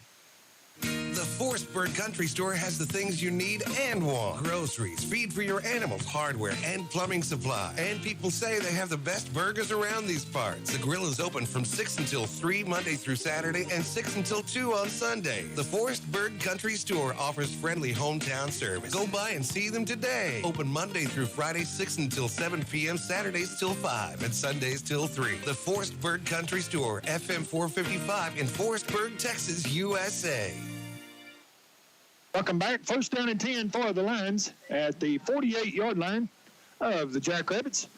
Scott underneath center, and we have movement. That's got to be movement on the right side of the offensive line for the Vernon Lions. That move it back 5 yards. We're just getting started here in the final quarter of play. The Vernon Lions lead the Jackrabbits 28-7. At one time, this game was tied at 7, but now it's 28-7. So that was about 3 touchdowns ago, Scott. Yeah, Jackrabbits did even lead 7-0 in this ball game. They gave up their the touchdown on 2 touchdowns on one play drive. Play, exactly. So anyway, coming to the line of scrimmage now, first down and 15 for the Lions. Ty Scott underneath center has kind of a wishbone look behind him, and there's another flag. This must be offsides on the Jackrabbits, and here goes William. No, this is Fanner, and he's going in for the touchdown. I hope it's an illegal offsides, is what the initial call is. So that's going to be a touchdown. That's another touchdown for the Vernon Lions, and that's going to be a 53-yard touchdown run. We just give up big plays, Brent. Yeah, we do. For some reason. Let's see what the call is. They're trying to talk. They're trying to see. Oh, they're just, the flag. Well, we'll just look at our coaches. Just forget it. Our coaches are just saying why. I mean, holy cow. We just say no play. I mean, no flag. We just dropped it. We went to blow our nose and just dropped it. Unbelievable. So Fanner with his second straight touchdown. Last one went 47. This one goes 53. And all of a sudden it's 34-7. Waiting on the point after from Lopez. Waiting on the referee to stop arguing. Oh, good gracious. Waiting on the snap, and here is the snap. Lopez's kick, and this one is up and good. So we're at 10:55 remaining in the ball game. Jackrabbits trail 35-7. Back in 90 seconds. You're listening to Jackrabbit Football on KNTX. Custom Pump and Windmill LLC in Montague has over 25 years experience installing and repairing all brands of windmills. They specialize in new windmill installation and windmill repair. Custom Pump and Windmill also offers both the submersible and solar line of pumps, as well as servicing existing pumps. Call them today for a free quote on your next project, windmills or water pumps. Call 940-894-3172. That's Custom Pump and Windmill LLC, 146 Alamo Road in Montague. At Hilltop Tire Service, 618 West Wise and Bowie, they'll make sure you get more from the tires you paid for. Hilltop Tire is always glad to suggest the make and type best suited to your vehicle and driving habits. They carry all major brands of tires and are locally owned and operated. Call Hilltop Tire Service at 940-872-3522. Open Monday through Friday, 7:30 till 5. Hilltop Tire Service proudly supports the Bowie Jackrabbits. Fisher's Meat Market in Munster is pretty special when it comes to grocery shopping. They offer dozens of various cheeses and sausages, plus high-quality meats. Fisher's also stocks your favorite beverages. In addition, you'll want to try their homemade baked goods. So you see, Fisher's is a special shopping experience. They've been serving the community since 1927. That's Fisher's Meat Market, 304 North Main Street, just a short drive to Munster. Nice. Welcome back. We called a fair catch and then didn't go catch it. And it looks like Vernon may have the ball on the kickoff, and they do. If you call a fair catch, you need to go get the ball, I would think. Yeah, I would think so. But we didn't go get it. And it falls to the ground, and Vernon gets the ball on the pop-up kick. Jackrabbits trail 35-7. They're going to take over on another drive at the Jackrabbit 33-yard line. And somebody calls timeout. I guess we called timeout. I don't know. So we'll take another 1-minute timeout. You're listening to Jackrabbit Football on KNTX. Wellington State Bank is proud to be in Bowie and is located at 1301 Highway 59 North. They specialize in ag loans, along with other bank branch products. The Bowie branch is ready to help with your next venture. TJ McEwen and the staff stand behind today's youth and are big supporters of Bowie High School sports. That's Wellington State Bank in Bowie, your full-service branch, equal housing lender, and FDIC insured. We've stood the test of time. No matter what season the calendar says it is, it's always cowboy hat season. An American Hat Company has the finest handcrafted straw and felt hats in the world to cover you from January to December. Visit your local Western wear retailer or check out AmericanHat.net to find the style, fit, and color to fit your style today. American Hat Company, proud to be an American, proud to wear an American hat. Welcome back. Jackrabbits cannot come up with a kickoff, and it falls to the turf. Vernon falls on it. Great field position here at the 33-yard line. And already leading the Jackrabbits 35-7 and still 10:51 remaining in the ball game. Scott underneath center again, straight eye in the backfield, and here they come up the middle, and he gets loose, and he may score. And the Jackrabbits are just laying down and letting the Lions do whatever they want to now. Landon Bynum on the carry there for the Lions goes 33 yards. And it's their third one-play drive. Third time they've let him score. One-play drive for the Lions. 21 points on 3 plays of the drives. Oh, my gosh. Landon Bynum. So that's pretty easy right there, man. Sure is. And here is the extra point, and it's 42-7, still 10:42 remaining. Good gosh. Back in 1 minute, you're listening to Jackrabbit Football on KNTX. Select Ready Mix in Bowie serves Montague and Wise counties and the surrounding counties with top quality drivers and concrete scheduled and delivered to finish your project. Services include skid steer, driveway, and road sand and base. Call Select Ready Mix to discuss your next concrete project at 940-872-1176 or come by the Bowie office at 3258 Highway 59 North. They're looking for responsible drivers offering competitive pay, health insurance, and paid holidays. Call Select Ready Mix 940-872-1176 or 940-627-8769. Broke down on the side of the road? Were you in a vehicular accident? When you need a tow, call on the pros at Pig Towing Service. Jeremy Pig and his crew have been coming to your rescue for 8 years now. Covering a wide service area, Pig Towing serves Montague, Clay, and Wise counties. So next time you find yourself needing a tow, call on the professionals at Pig Towing. Call 940-841-2879. That's Pig Towing, 940-841-2879. Visit their Facebook page, Pig Towing Service, for more information.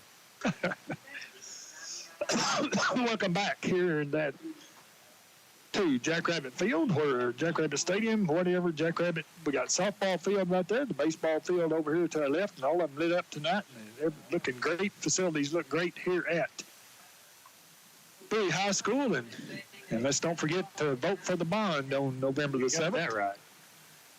And I can't tell you how to vote, but I know how I voted anyway. So. And waiting on the kick, and it's another pop-up kick, and this time we call a fair catch, and it's made at the 31-yard line by Hunter Rodriguez. And somebody must have talked to Hunter. He's been making catches every time he makes a fair catch, but not last time. The last time one was more to the middle of the field. Yeah. So hopefully the Jackrabbits can put some points on the board. They scored on the first drive of the night and have not scored since, as they scored on a 12-yard run by Seth Mann. That's a 66-yard drive in 8 plays, and that was with 7:59 remaining in the first quarter, and it's been all Vernon Lions since that time. That was a long time ago, Scott. Yes, it was. It seems like yesterday. It does. So I don't know what we're waiting for out here right now. I guess just running some time clock, because the game clock's not running. 10:42 remaining. As Brader brings them to the line of scrimmage. Darren Water out to the left. And here is the snap. Jax Johnson out here to the right. And that is Justin Clark. And he gets slammed to the turf by big number 78 for the Lions. And that is Cheyenne Rodriguez, a senior defensive lineman. And that'll be no gain. Bring up second down and 10. Well, if you missed any of tonight's action, you can read all about it in the Bowie News. Where game nights during the school year, the Bowie News posts scores to Facebook and Twitter. Good updates on how local teams are faring on the Bowie News, Facebook, Twitter, BowieNewsOnline.com, and in print on Wednesdays and Saturdays.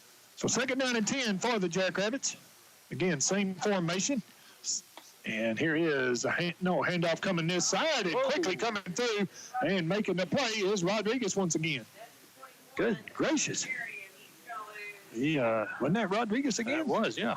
That's what I thought. Yeah, 78. Man, oh, man. How did that happen? I don't know. It's a lot. Loss of 5. Oh, my gosh. Third and 15 now for the Jackrabbits.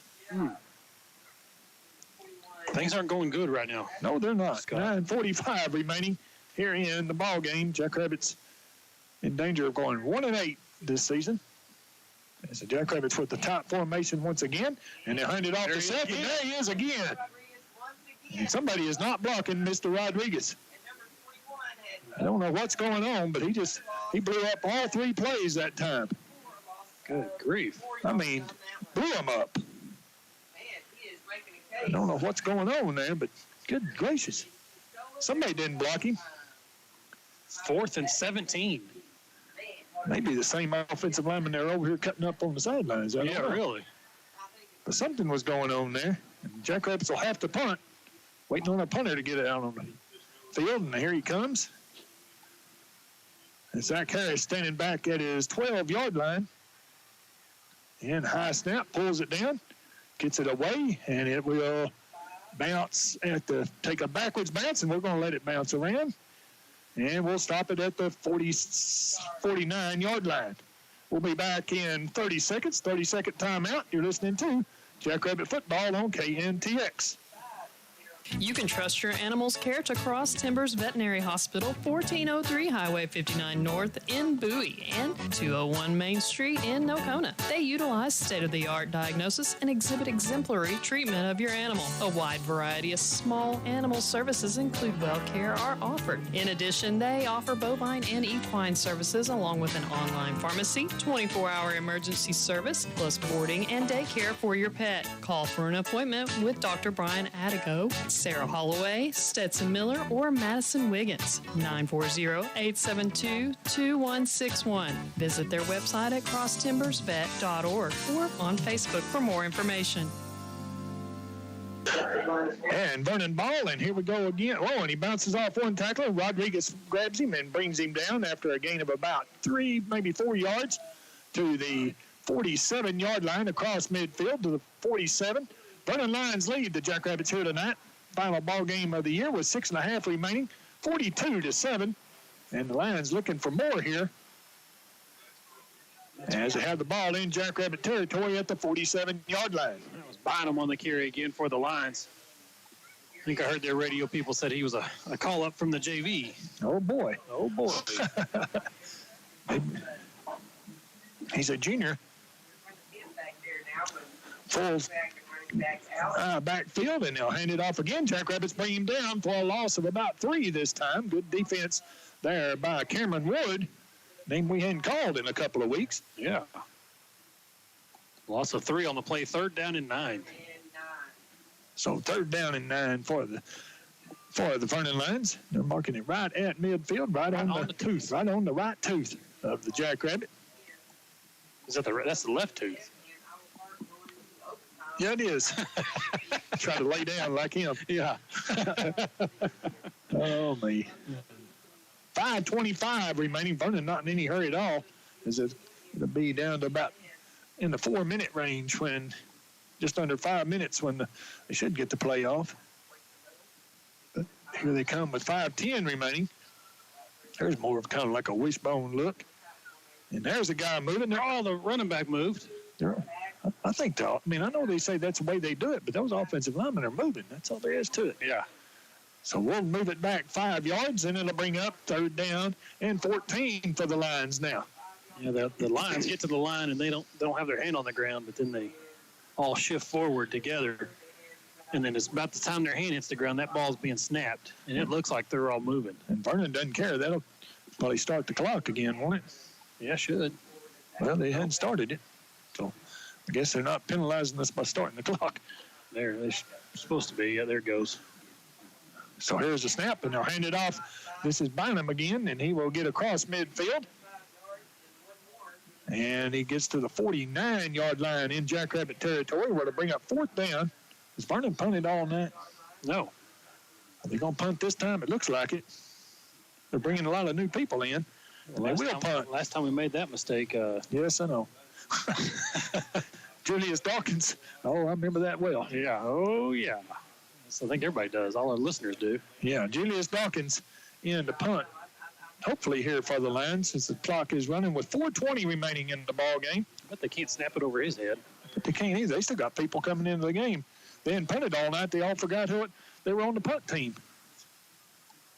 And here is the snap. And Dawkins kicks it away, end-over-end kick, and it will come down to Rodriguez, and Rodriguez's hit gets away from a couple of tacklers, and then he'll be brought down at the 14. There was a late hit, no call. And the referee's just trying to get out of here, it looks like. They are. 4:01 remaining. We'll be back in 30 seconds. You're listening to Jackrabbit Football on KNTX. Do you have an electrical job? Don't ever try to do it yourself. Call on the professionals at BK Electric in Bowie. They can handle industrial, commercial, and residential projects. Plus, BK Electric does oil field and trenching service. So next time you need some electrical work done, call on BK Electric, 940-872-5750. That's BK Electric, 940-872-5750. TCL number 21510 and ME number 24131. BK Electric is a strong supporter of Jackrabbit Sports. Here's Justin Clark with the carry. He'll get up to about the 20-yard line, which will be a gain of about 3. Jackrabbits trailing 42-7, 3:50 remaining here in this ball game. Scott Weber, Brant Ferris bringing it to you here on KNTX. Game number 9 of the season, but in week number 10, or I guess 11, week number 11 of the season. We had a rain out in the off week. So Jackrabbits trying to, looks like staring 1-8 in the eye right now. And here's a handoff going to Jax Johnson on the left side. Jax breaks loose. He's at the 30. He's at the 40. He's at midfield to the 45-40. Needs a burst of speed, but he's brought down at about the 31-yard line. And Jax is a happy man. Big run there by Jax mark Johnson. him at the 32. So that's a big gainer for the Jackrabbits. Maybe the biggest gainer. 48 yards. Biggest gain of the night for the Jackrabbits. For sure. Some of the Jackrabbits over here on the bench didn't see it. I'm sorry, but they're too busy over here powwowing. And here's a handoff coming to Seth, coming right. Seth needs a block. He gets it, and he'll be out to down to about the 24-yard line. Jax Johnson, right after that 48-yard gain, drove his guy. Yes, he did. I saw that. Goodness. So we're down to the 24, where they'll bring up second down and a short 2 here for the Jackrabbits. 2:45 remaining in the game. Jackrabbits trying to put on, hopefully, the last points of the season here on the board. And they'll hand it off to Jax. Jax cuts it up the middle, trying to get to the outside. He's hit hard at the 20-yard line, 21-yard line, but he does get the first down. Celebrating his number 88, I believe, Greg Newton. That is a first down for the Jackrabbits. And the Jackrabbits walking back to the huddle with 2:20 to play. Trailing 42-7.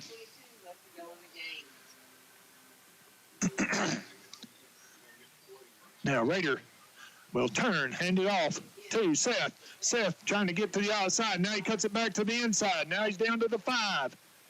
First down and goal for the Jackrabbits at the 5-yard line. Good-looking drive for the Jackrabbits here.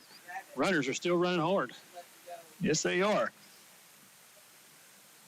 See if he'll give it off to his brother Seth on this one. Try to get he's going Jax. Jax the opposite way, and then Seth back this way. Maybe so. We do that a lot. Yeah. Clock running. 2 minutes remaining. Jackrabbits to the line of scrimmage.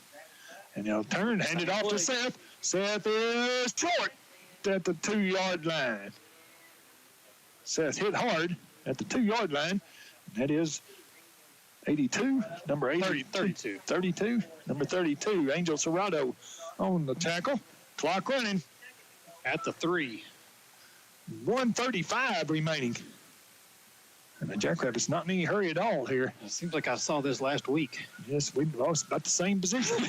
Yeah. And here is Jackson. He will spin and not get into the end zone. Oh, and a way late hit. I mean, way late. And no call. Man's way after the play. As Seth Mann was just slammed to the ground. 1-yard gain. 1:05 remaining. Surely Seth didn't say anything. Yeah, really. But still, good gracious. So here we are, third down and 3. And like Brant said, about the same thing we saw out in Breck last week. And we were moving this time. And here comes Seth, and now we're back at the 10. Blocked him right into that route right there. We don't call timeout. Let's call timeout. We don't want to leave a sour taste in our mouth, do we? Yeah. 34-33. Back to the 10-yard line. We got 2 timeouts. 4th and go. I think we could think about it here or something, maybe. We might wait and call it here in 5 seconds. I guess we are we? Nope. We're under center, and here's the last play of the season for the Jackrabbits. One way or another. And Raider rolling to his left. Throw it. Nice throwing, and it is incomplete. Intercepted. That's just about the Jackrabbit season in microcosm right there. 32, Angel Sorrento with the interception there. That's just about it right there. And Will Cross wanted to kick a field goal right there. He says, why didn't we kick a field goal? But 1 second left on the clock. That'll be it. Sky, I think you said it right. Microcosm of our season right there. And what I guess that was in the end zone, so they'll bring it out to the 20. It was a touchback. So quickly the Lions will come to the line of scrimmage and kneel on it here. And 1 snap, and the Vernon Lions will move on, getting ready for the playoffs. And which one's his? There it is. Oh, sorry. And that'll just about do it here tonight as the Jackrabbits lose 42-7. We back in 3 minutes, 3-minute timeout. You're listening to Jackrabbit Football on KNTX. Red lights usually mean stop. When you see a red light come on in your car, it means to stop by Ward's Auto Service and Muffler Shop. Ward's Auto has been providing professional auto repair service to our area for over 35 years. Their ASE certified technicians service all makes and models of vehicles. Wheel alignments too. Visit their Facebook page for more information. Call 940-872-2301 or take your vehicle to 503 West Wise in Bowie. That's Ward's Auto Service and Muffler Shop. Independence Hall has the best team in the business. That's why it's no surprise that residents and their families continue to trust and rely on their expert services and personalized attention. Call today to schedule a tour at 940-872-9718. And if you're worried about putting your loved one in assisted living facility, you need to know there's no safer place. Most seniors feel it's a great place to live. Call or stop by Independence Hall at 1210 Jackson Street in Bowie, 940-872-9718. Friday Night Lights and Jackrabbit Football, 2 things that our town lives for and Barron Brothers is proud to be a part of. Season after season, year after year, North Texas farms and families have come to count on Barron Brothers for cattle and horse feed, fertilizer, and even supplies for your pets. Barron Brothers has 5 locations to serve you, with one on Highway 59 South right here in Bowie. Or go check us out at barronbrothers.com. Barron Brothers, serving our communities with quality products and superior service for over 80 years. When was your last eye exam? Call Brookstone Eye Center in Bowie for all your family's eye care needs. Dr. Kistner and her staff offer complete eye care services, from eye exams, glasses, and contact lenses, urgent care, and evaluation of cataract, glaucoma, and macular degeneration. Experience all the latest technology in eye care. Visit our website at brookstoneeyecenter.com or stop by our Bowie location at 501 East London. Call us today and see better tomorrow at 940-872-5417. Open Tuesday through Thursday from 9 till 5 and Friday 9 till 1. Closed Mondays. Brookstone Eye Center supports our local team. Are you looking to add some cows to your herd, or maybe you have too many cows and need to downsize? Call on Ronnie Harden and Jackie Bishop at the Graham Livestock Commission in Graham, Texas. They have a sale every Monday at 10 a.m. Call 940-549-0078 or email Ronnie at grahamlivestock.com. You can also visit their website at grahamlivestock.com to view their past sales and get directions. Graham Livestock Sales, 203 Highway 67 in Graham, Texas. Livestock sales every Monday at 10 a.m. Looking for a checking account with perks? Open a legendary checking account with a mascot debit card. Legend Bank's Legendary Checking currently offers a rate of 4.05% APY on balances of $0 to $50,000 if qualifications are met, plus monthly ATM fee refunds, debit card rewards, and more. To learn more or to open your account, visit our website, www.legend.bank. Don't forget to support your local school team with a mascot debit card. Annual percentage rates are subject to change without notice. Member FDIC. Terms and conditions may apply. The best hits of the 70s, 80s, and 90s. KNTX, 97.3 FM and 1410 AM. Bowie, Nocona. Welcome back here to Jackrabbit Stadium where the Jackrabbits fall after taking a 7-0 lead in the first quarter. And then 10 seconds later, all of a sudden it's 7-7, and the Vernon Lions never look back after that and defeat the Jackrabbits here tonight in the final game of the season, 42-7. And Brant's going to give you the Vernon Lion stats here, and it may take a while. I don't know. We'll wait and see. Not really. You'll be surprised at some of these stats, really. So let's take a look. In the game, they had 14 first downs. They ran the ball 27 times for 274 yards. They were 4 of 8 through the air for 121 yards. Vernon ran 35 plays for 395 yards. Only 35 plays. That's crazy. Yes, it is. Anyway, they did have a turnover on an interception. They did have a touchdown through the air as well. They had 9 penalties for 70 yards. They were 2 of 9 on third down, but they were 2 of 2 on fourth down. Individual leaders for the Lions on the ground. Javon Fainer, 9 carries, 131 yards and 2 touchdowns. Darius Williams, 7 carries for 67 yards and 2 touchdowns. Landon Bynum carried it 4 times for 40 yards and a touchdown. And Ty Scott carried it 7 times for 36 yards. Through the air, Ty Scott was 5 of 6 for 124 yards, a touchdown and an interception. Catching those balls, 2 of them went to Case Fleming for 91 yards and a touchdown. And Darius Williams hauled in 2 for 15. And Cameron Plyer caught 1 for 15 yards. So Vernon ran 35 plays and 395 yards. That's a pretty good average, Scott. Yes, it is, Brant. And 42 points and pretty efficiently. When you only go 1 yard, one play three times. It's pretty efficient. You got that right. Yes. And their defense shut us down tonight, and just never, same story. Same story at least seventh chapter, I guess. We did we did win one game, but that's right. But so why don't we send it back for 3 minutes, and we'll be back with the Bowie stats. 3-minute timeout. You're listening to Jackrabbit Football on KNTX.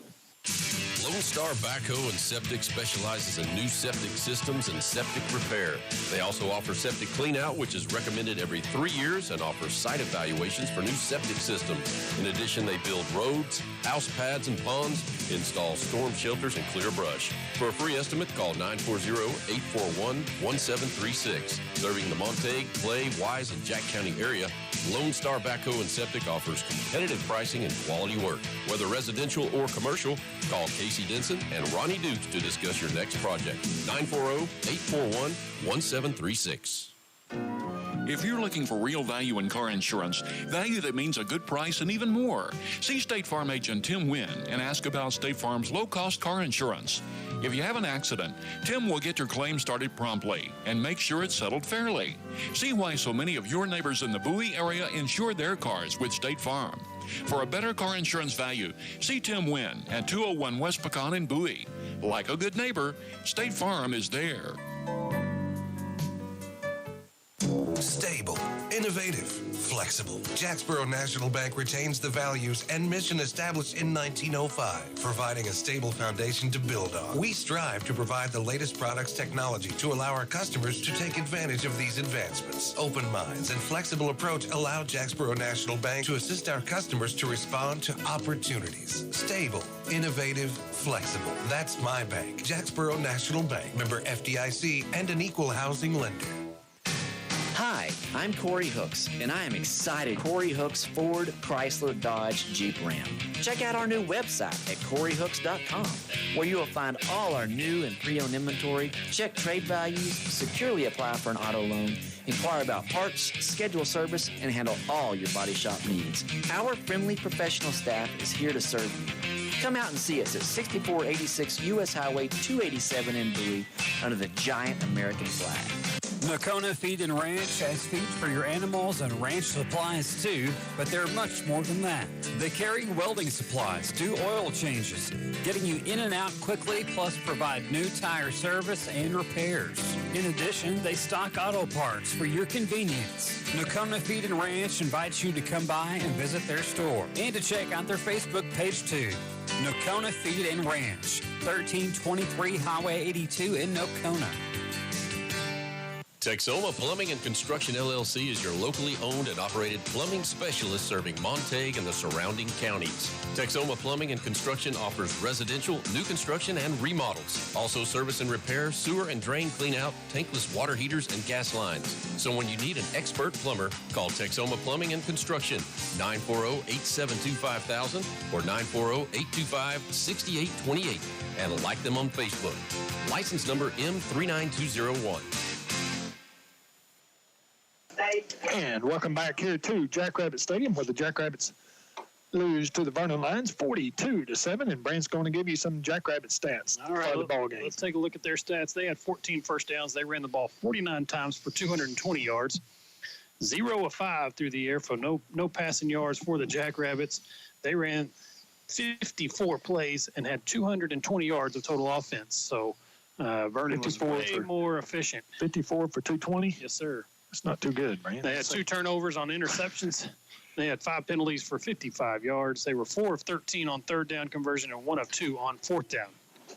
The individual leaders for the Jackrabbits tonight on the ground, Jax Johnson carried it 12 times for 80 yards. Justin Clark, 15 carries for 64 yards. Seth Mann, 13 carries for 49 yards and a touchdown. Braden Ryan had 4 carries for 22 yards, and Raider Man carried it 5 times for 5 yards. Through the air, Raider Man was 0 of 5 with those 2 interceptions. So no receiving yards, no receptions for the Jackrabbits here tonight. And that kind of, like Scott said, a microcosm of our entire season. Just could not seem to get the air attack going at all this year. No, not at all.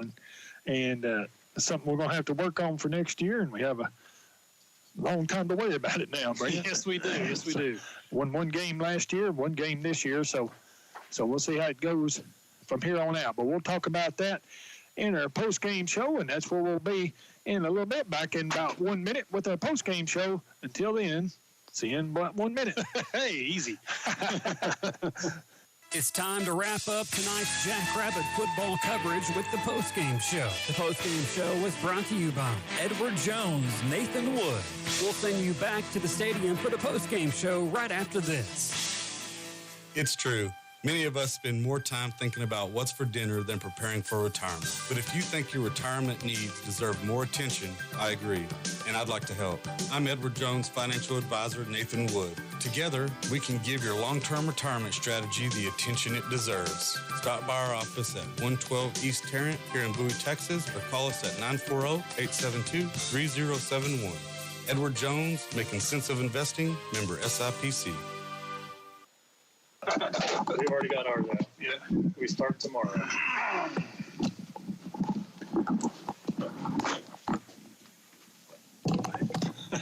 Oh, goodness gracious. You only said 1 minute. Well, okay. We're professional. Well, yeah, we're on top of Top-notch our game radio here show. tonight, aren't we? Yeah.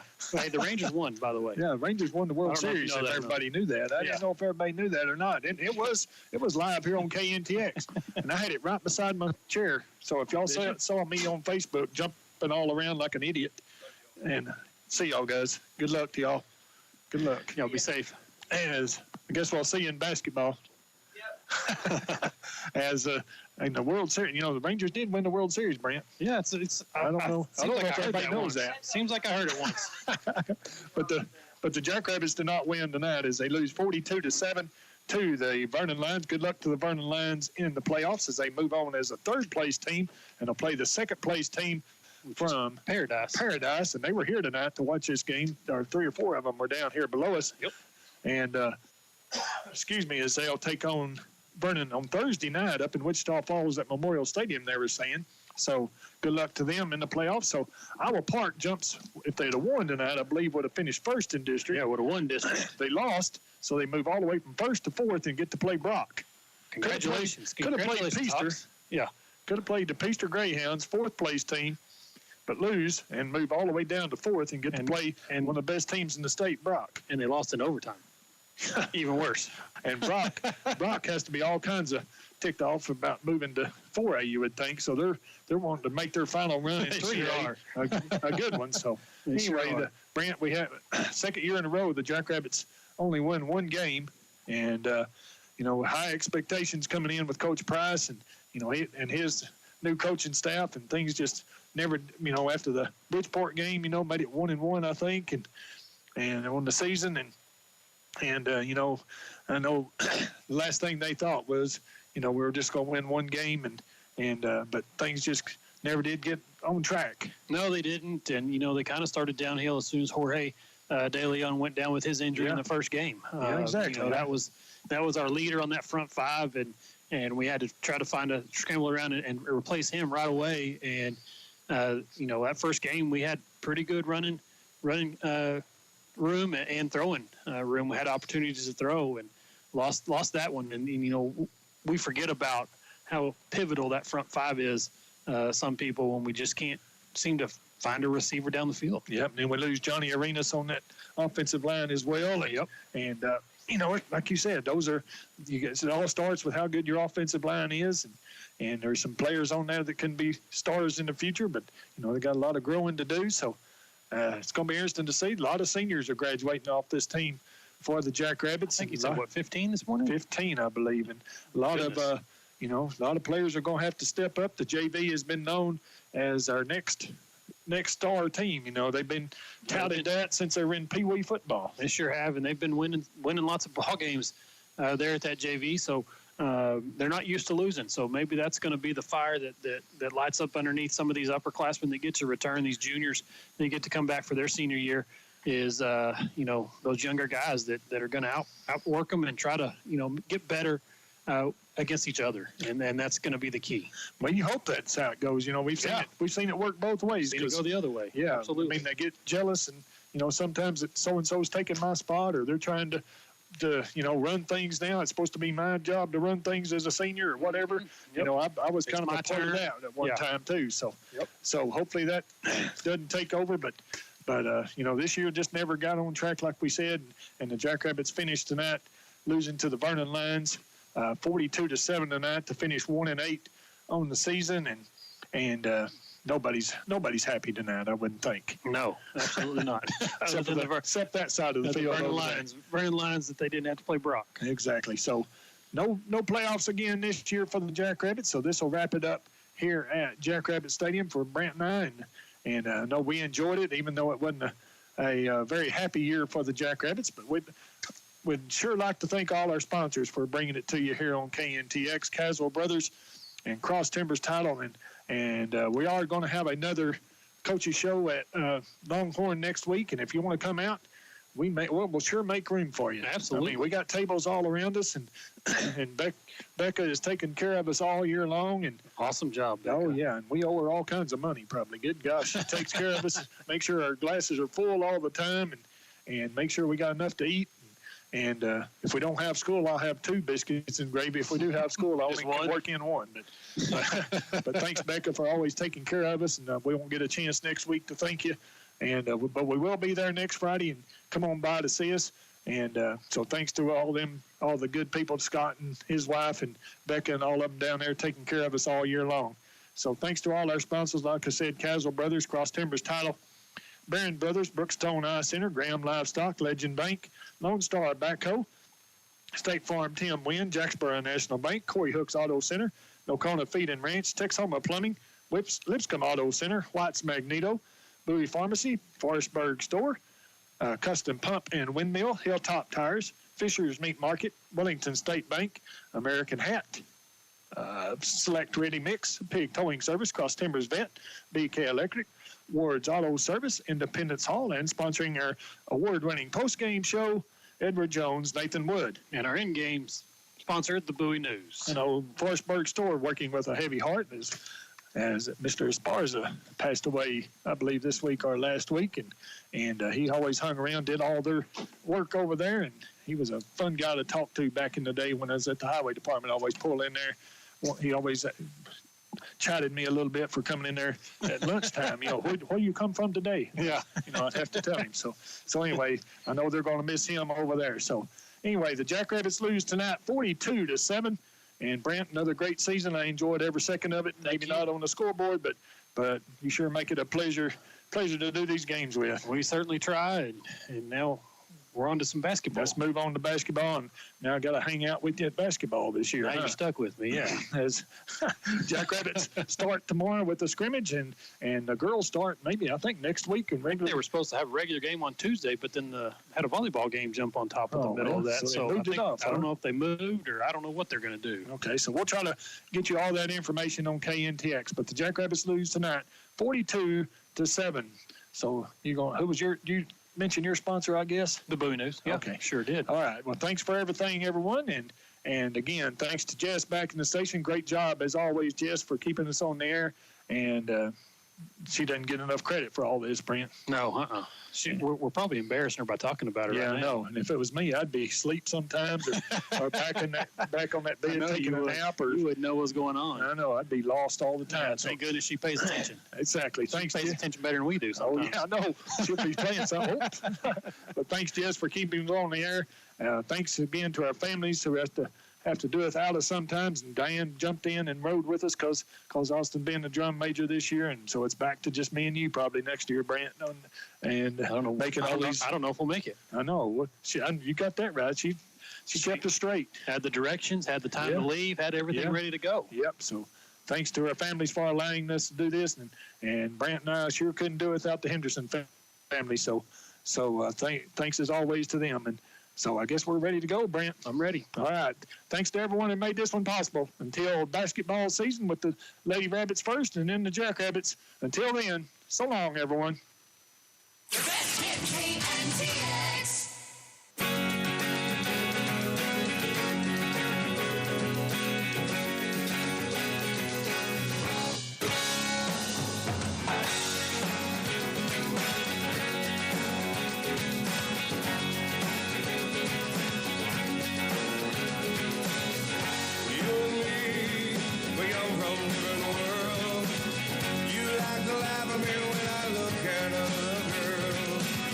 Sometimes you're crazy, then you wonder why.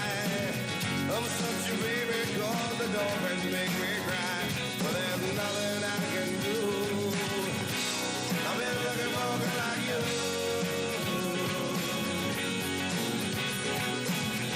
You look at me, you got nothing left to say. I'm gonna pout at you until I get mine.